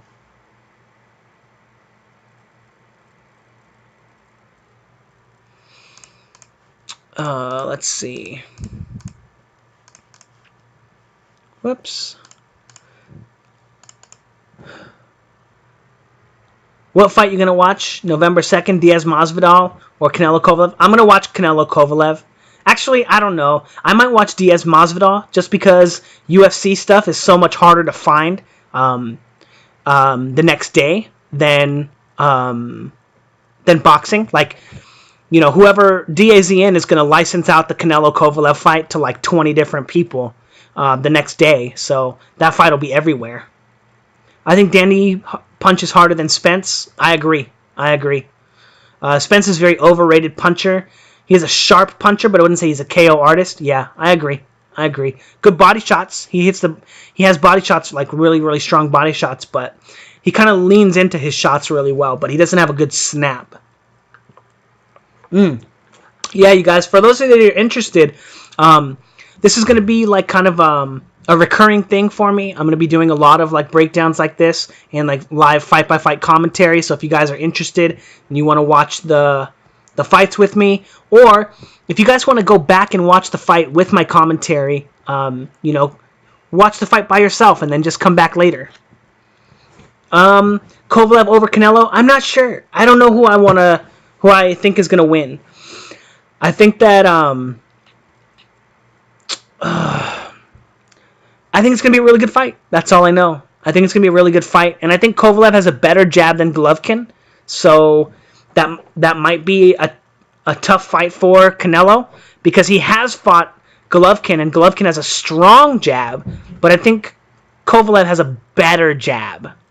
Like, it's more versatile. So, oh, man up and make a pick. Oh, man. Yeah, come back tonight, guys. I'm going to be watching the Shakur Stevenson fight as well. Yeah, it's going to be fun. I'm leaning Big Red. Yeah, you know what? It's getting tough to pick against Canelo, man. He's been doing really, really, really well. So, and just, he's been growing and, you know, yeah, Canelo finds a way to win. Yeah, I agree. He's just super solid. Super solid. Oh, man. Anyway, yeah, so I think I'm going to come back in a couple hours. So maybe like 3 hours after a couple of the undercard fights. Devin Haney. Oh, Stevenson. Stevenson's way better than Devin Haney. Devin Haney, I'm not impressed at all. He's kind of like Ryan Garcia 2.0 right now. But that's it. That's all he's got. He's got a little bit better technique than Ryan Garcia with his weight transfers. Ryan Garcia stands like kind of on the line really well. Like he fights in one position really well because of that Cobra bag or whatever, where he's like ta-ta-ta-ta-ta, you know? But I don't think that he's even half as good as Stevenson. I think Stevenson just straight, like, crushes those guys. All of them. Canelo, the best Mexican fighter ever? Bruh, we have Roberto Duran. What about Roberto Duran? I think Kovalev might put Canelo in the hospital. Maybe. Will be stopped. Yeah, I don't think he'll be stopped anytime soon. He's the GOAT of Mexican fighters. Roberto Duran's pretty damn Mexican, man. And that guy's a great fighter, so. Oh. Is he? Am I being a jackass? Okay. Roberto Duran. Mexican? Mexicano? He is from Panama, isn't he? Yeah, Panama. I guess that doesn't count. Sorry, guys. Okay, well, if there's no Roberto Duran, then I guess so. Haney passes the eye test for Superstar? Yeah, I agree. The eye test. But his boxing IQ? Nah. Hey, you guys want to check out some videos on Devin Haney?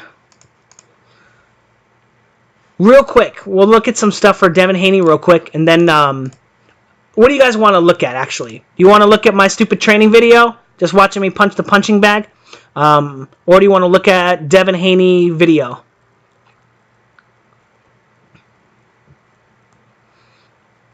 Salvador Sanchez, good in his time. The only thing about Salvador Sanchez is he just didn't have a long enough career to really become a great fighter. Show us why you don't like Devin Haney. All right, there we go. That's what I wanted to see. All right.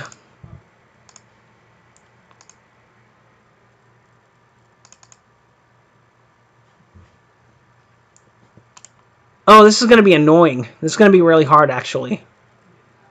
Not really hard, but... Let's see. Give me a second.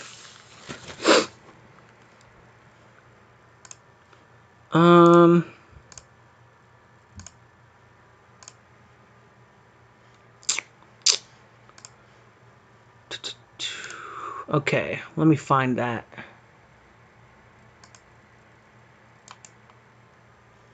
Whoops.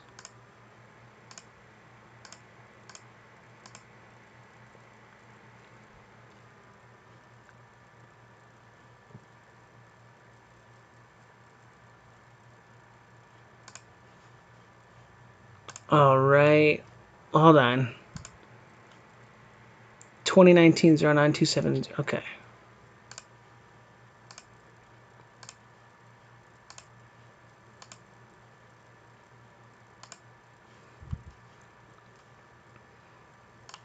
All right. Y'all see that? Okay. So the first clip. Wait, let's see.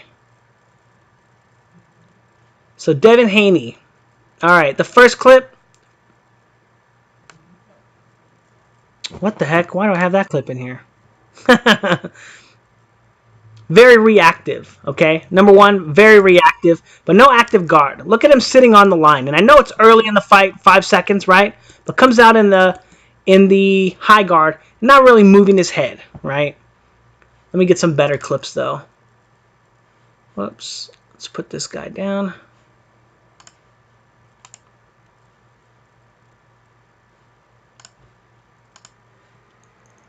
Oh, this is going to be so annoying. I think for each one of these videos, I have to... Oh, is it just in? Okay, it is working. Oh, that's cool.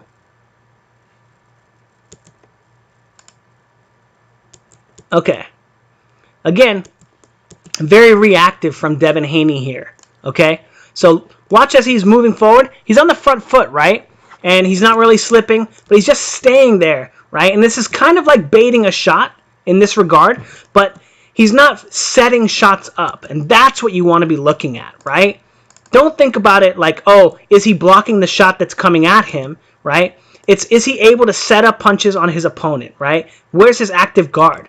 So this is going to lead him into a position where he's very, very reactive, right? Notice he's reacting to this jab to the body. He's reacting perfectly, right? But what if that was a fake to the jab to the body, right? And it comes up with a left hook instead, right? And that's not that hard to do. Like, lots of fighters are able to do stuff like that. But Devin Haney being very reactive in these clips. And that's like one of the worst things for Devin Haney, in my opinion. Let me see if I can... Oh, no, it is going to be weird. Okay. I got to keep adding the source.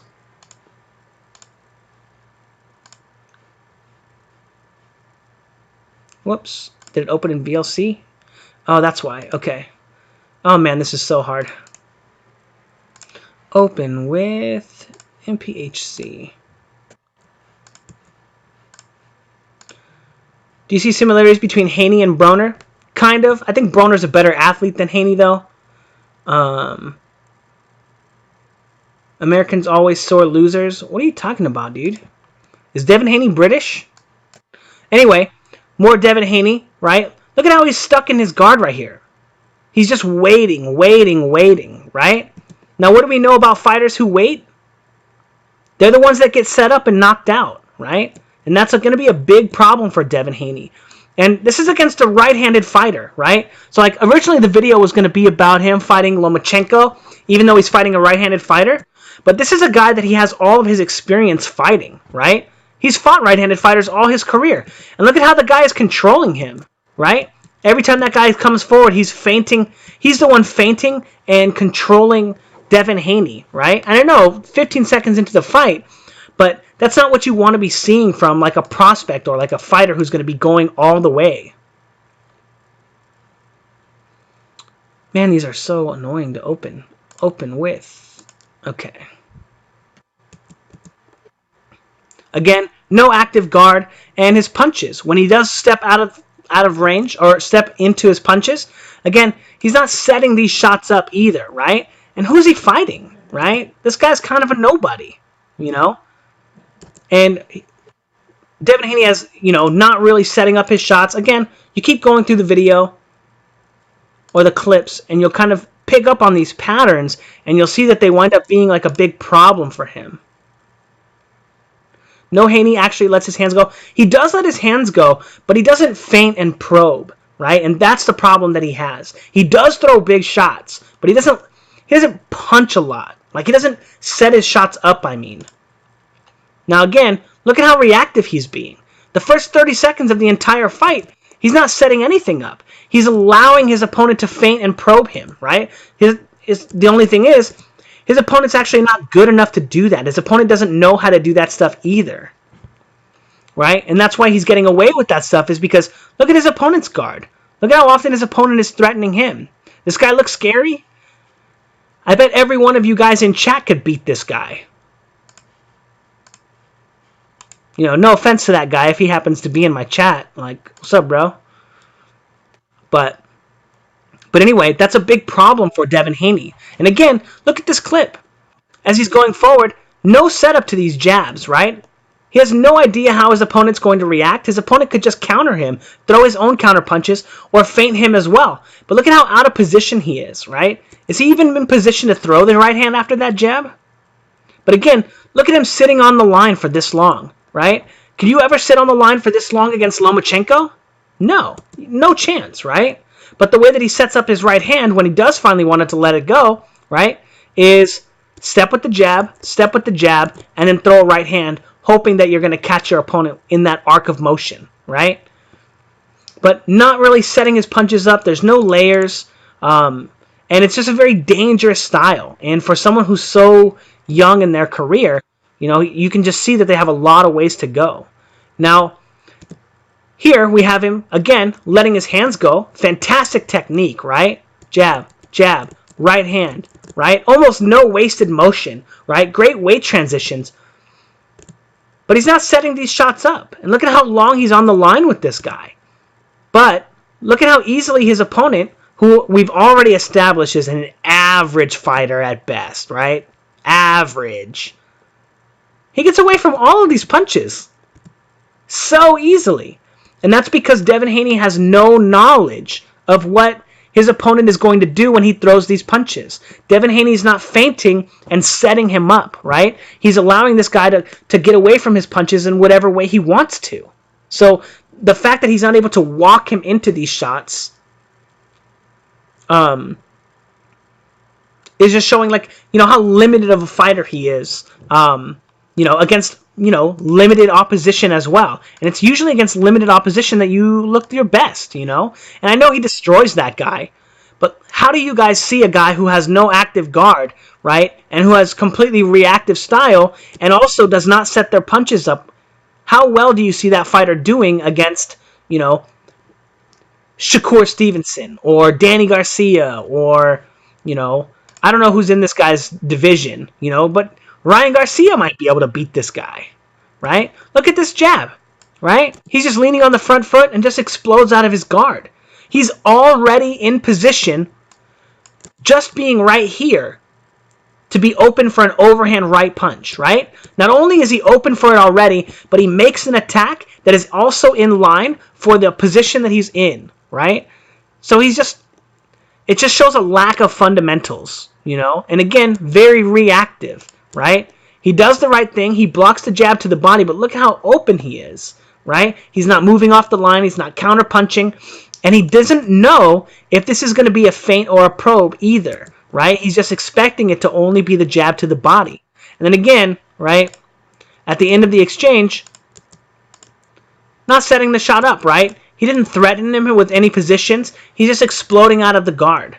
I do think he lands that jab, but the point is against a better fighter, he's just going to get opened up. You know, how would he do against Regis Prograis, right?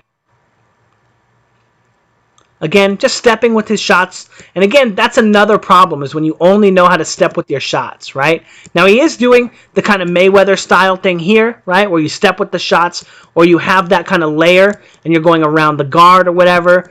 I'm not even reading chat. I don't see a lot of craft in these clips. Exactly. Not a lot of craft. How do you get small clips of the fight? Oh, I just make them. I watch the fight, and then I will... I'll use a video editor to record my screen, and then I kind of make those clips like that. And then I chop them up and put them together to use on my channel. But now using a little bit of setup here, right? Stepping in with the jab, but feinting the jab as if it's or feinting with the jab as if he's going to throw the jab to open up the left hook, right? But what is his opponent doing that makes him think he's going to be able to land the left hook when he steps in like this, right? His opponent is stepping back with this shot, right?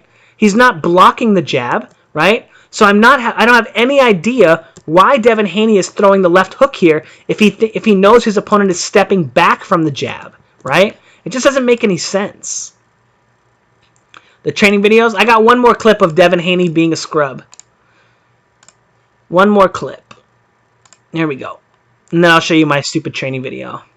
Now, I don't remember what this clip is, so you gotta watch it first. Oh, there it is. So again, Devin Haney being very reactive, right? Remember Regis Prograis in the fight, slipping, doing all this motion, and every time he does this, right? Oh, you can't even see me, but using his shoulders to slip and show threats to his opponent. But Devin Haney's not doing any of that. He's just sitting on the line, right? And what happens? He's sitting on the line, and he throws that jab and gets walked into this overhand right. Ooh. He doesn't land the shot, right? His opponent doesn't land it. But he also had no idea that the overhand right was coming because he's not feinting. Now, again, we've already established that Devin Haney's opponent in this fight is an amateur. The guy is very green. He has no craft himself, but he's able to find an opportunity to possibly land a huge punch like this against a superstar type fighter, right? Superstar type fighter. And it just shows how far Devin Haney has to come in his boxing before he can really start to show that he's a really good fighter. All right, now we're going to watch this one just real quick. I'm just going to play it one time because it's actually a long-ass video. Excuse me. But yeah, it's like 5 minutes. And let me know if you guys want any of the sound. It probably doesn't look like I hit very hard, but I think I hit kind of hard.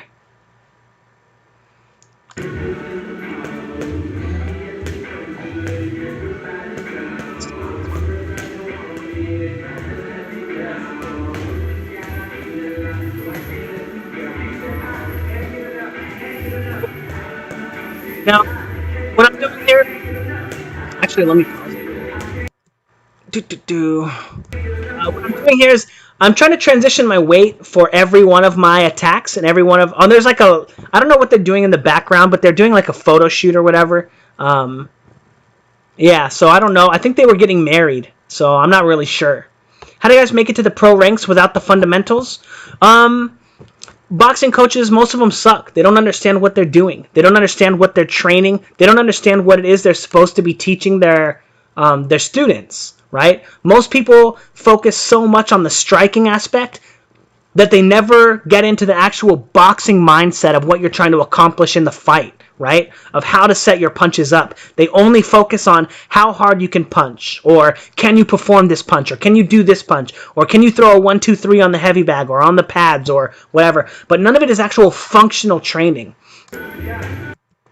So, USA Boxing, most amateurs just wait and counter. Yeah, they just wait and counter. They hope to get out of position, right? But anyway, I'm trying to transition my weight or attack on a beat, right? So what I'm doing here, I have kind of a count in my head where it's 1, 2, 1, 2, 1, 2, and I'm constantly slipping my head from my front foot, so my front foot, from my front foot to my back foot, to my back foot to my front foot, back to my back foot, front foot, back foot, front foot, back foot, front foot, back foot, front foot, back foot, front foot, back foot, front foot, back foot. Right? And I'm constantly transitioning my weight and making sure that I'm forcing myself to do this so that I get the better weight transition, so that I can continue to get better, right? And it's kind of a similar style of like using the speed bag as a passive tool and just following the speed bag. Are you talking about like the little kind of? It's a little different. It looks funny here, but I'm actually finishing my weight transition with my feet. So like this shot, I'm moving off the line, so it's jab, boom, and then I take a step back, and now I'm shifting my weight to open up the right hand. So actually what I'm doing, I shoot the jab, and then I pull my weight back, and I'm taking a step off. You can't see my feet at all, but it's a little cleaner than it looks like just with the bouncing. Like right there, that's another one of those motions. Right hand, boom, boom, hook, and then I'm controlling after, and then I'm rotating my weight and throwing a shot. If you were to start again to learn to box, what would be the first thing you trained? Weight transitions. That would be the first thing. Shifting my weight and practicing boxing from 2 positions rather than 1 position. Most people wind up staying on the line or fighting in a single secular position. Let me see if I can bring up the stream.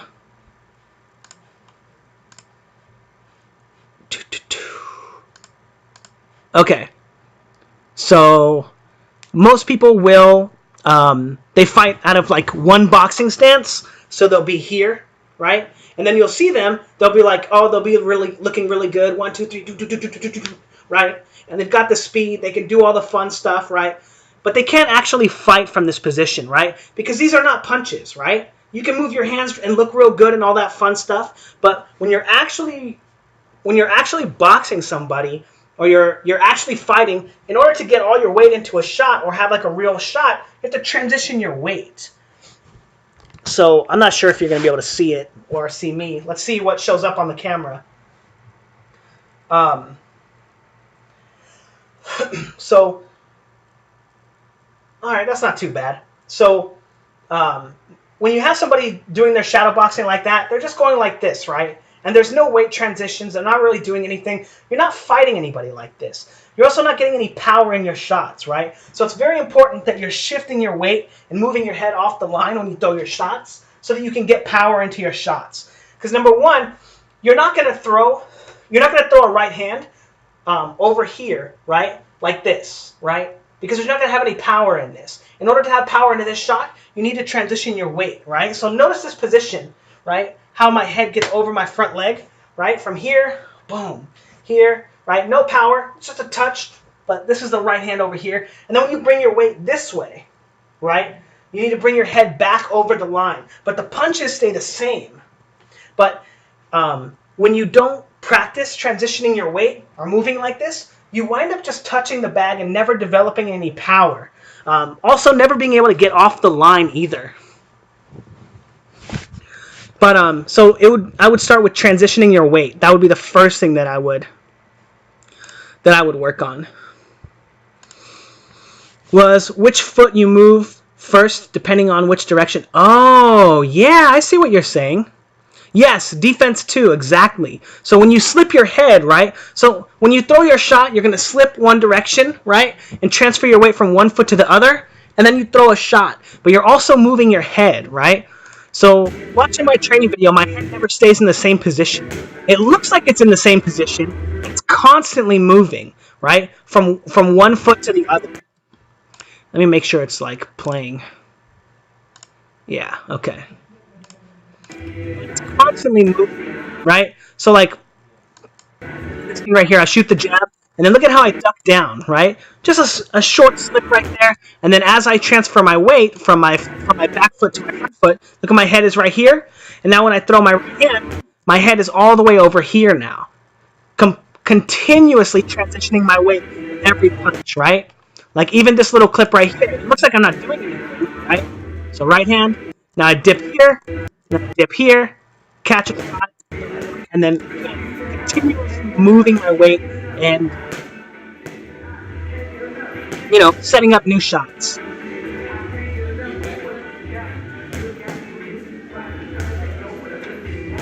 Let's see. But I do think that your feet positioning is really, really, really important too. And I think that goes in line with transitioning your weight as well, making sure you have the correct foot positions. And I think Teddy Atlas is a good coach. I don't know, man. I don't know. He never coached me before, so I'm not sure. I like some of the shit that he says randomly, like in the fights and stuff, but I'm not like a big, like, super Teddy Atlas fan. Like, I don't know him, so it's hard for me to say whether he's a good coach or not. Like, I know that he used to train Mike Tyson. That's pretty cool. And Mike Tyson's a pretty damn good fighter, so. That Somali also tried to stab me in the balls, caught me in the legs. Savage. It's not that I'm not turning my shots over. It's that I'm not punching the bag as if it's a bag, right? I'm punching the bag as if it's as if that's the target that I'm landing on, right? So I'm completing all my weight transitions. That's one of the most important things, because your punch starts on the bag, right? At the position where you're making impact, that's where your punch starts. So all the turnover is after, right? You're not going to land your shot. Let me see. You're not going to land your shot and then, or you're not going to go like this, pop, right? And then this is your point of contact, and go like this, right? You're not going like this. You're going like this, boom, and you're turning your shot over once you get into position. So if I'm attacking a position here, I know that my most amount of power, I'm going to have my head on the left side of that right here, and I'm going to be walking into the shot going like this. But what I want to do is get myself into position to turn my shot over. So if the shot's here, right, I'm going to slide into position, boom, and turn over, right? Wham, right? But it's not that you're not just going boom, boom, boom. You're going wham, wham, wham, and driving through those shots, right? Back, back, back. But my target is here, right? Boom, boom, boom, right? But you're not just going right? Because you're not going to have any power in that shot. You want to drive through and start your punch at the point of contact. So it doesn't look like I'm getting any power into my shots. It doesn't look like you didn't get to see any of that because the video was still playing in front. Whoops. Let me see. How do I put that down?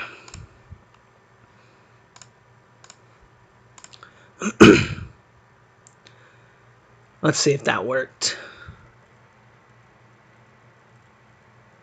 Okay, so you're not going to, you're not hitting the bag, like going like this. Like if my target is right here, you're not going right? And just moving into it, right? Boom, boom, boom, boom, right? If your target is here, right, and your hand is here, you need to move into position to land that shot, right? Because you're too far away to get any power into it, because you want to be over here.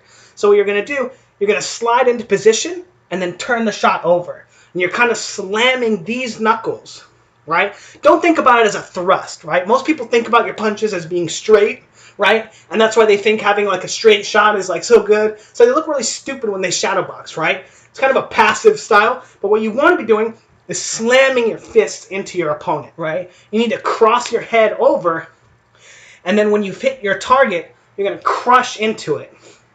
So your punches look a little bit different, right, from the outside, or when you're not hitting a target, or when you're hitting a target that's too heavy. But if you saw me throw these punches on someone's face, right, or like a body shot, boom, the punches are going to look way better, way more crisp than they do like in an abstract form. But if your target is here, right, you're not going to go pop, right? A lot of people will turn, boom, and move like this, pop, right, whap, whap, whap, right? But what you want to do, the target's here, and you're going to go through that shot, right? Wham, wham, wham, wham, right? You don't want to go boom, boom, right? But you want to drive through that shot, boom, boom, bam, bam, bam. I don't know. Does that make any sense? So you're not gonna. Anyway. So when you hit the heavy bag, you're not gonna be turning your shot over at the time. You turn your shot once you hit the bag.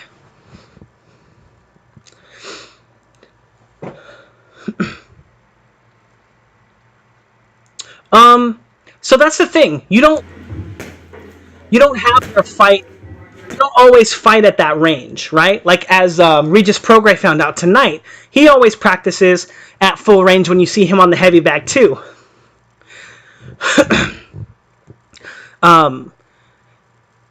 But he was having a lot of trouble fighting, what's his name? Taylor tonight on the inside, and Taylor was able to do the same thing, but much shorter, right? And Taylor had some really good shots on the inside because his shots were so much shorter. He was turning his shots over at the right time. But it looks so much different when you're just hitting the back.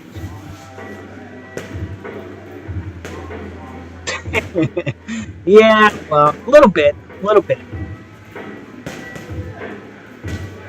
But again, constantly transitioning my weight, moving around the bag. Now, one of the problems that I have with this gym is there's no room to really work. You know, you can see that next heavy bag, like right next to me. There's another heavy bag on my right that's like just out of frame. Getting into what range, Mr. Potts?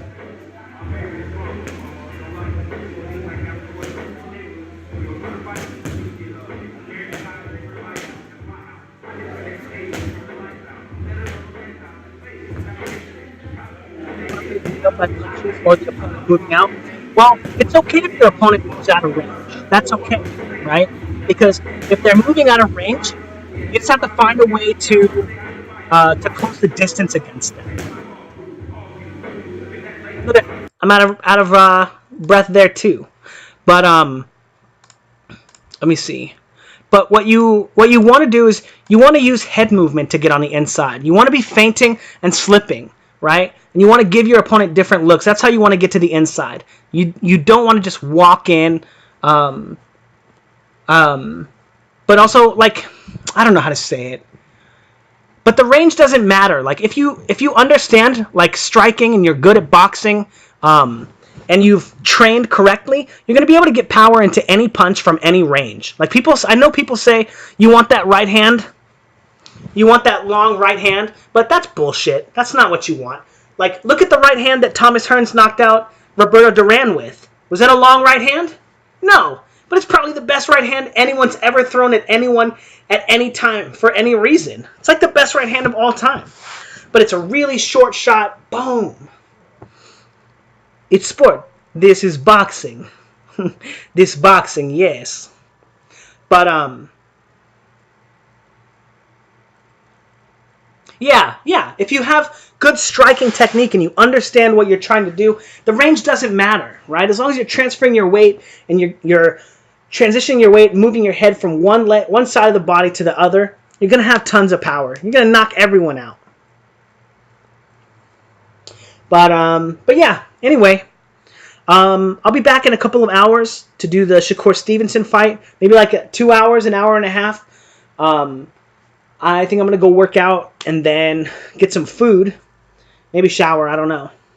But yeah, anyway, let me know what you guys think in the comments below and yada, yada, yada. And anyway, it's been real fun, guys.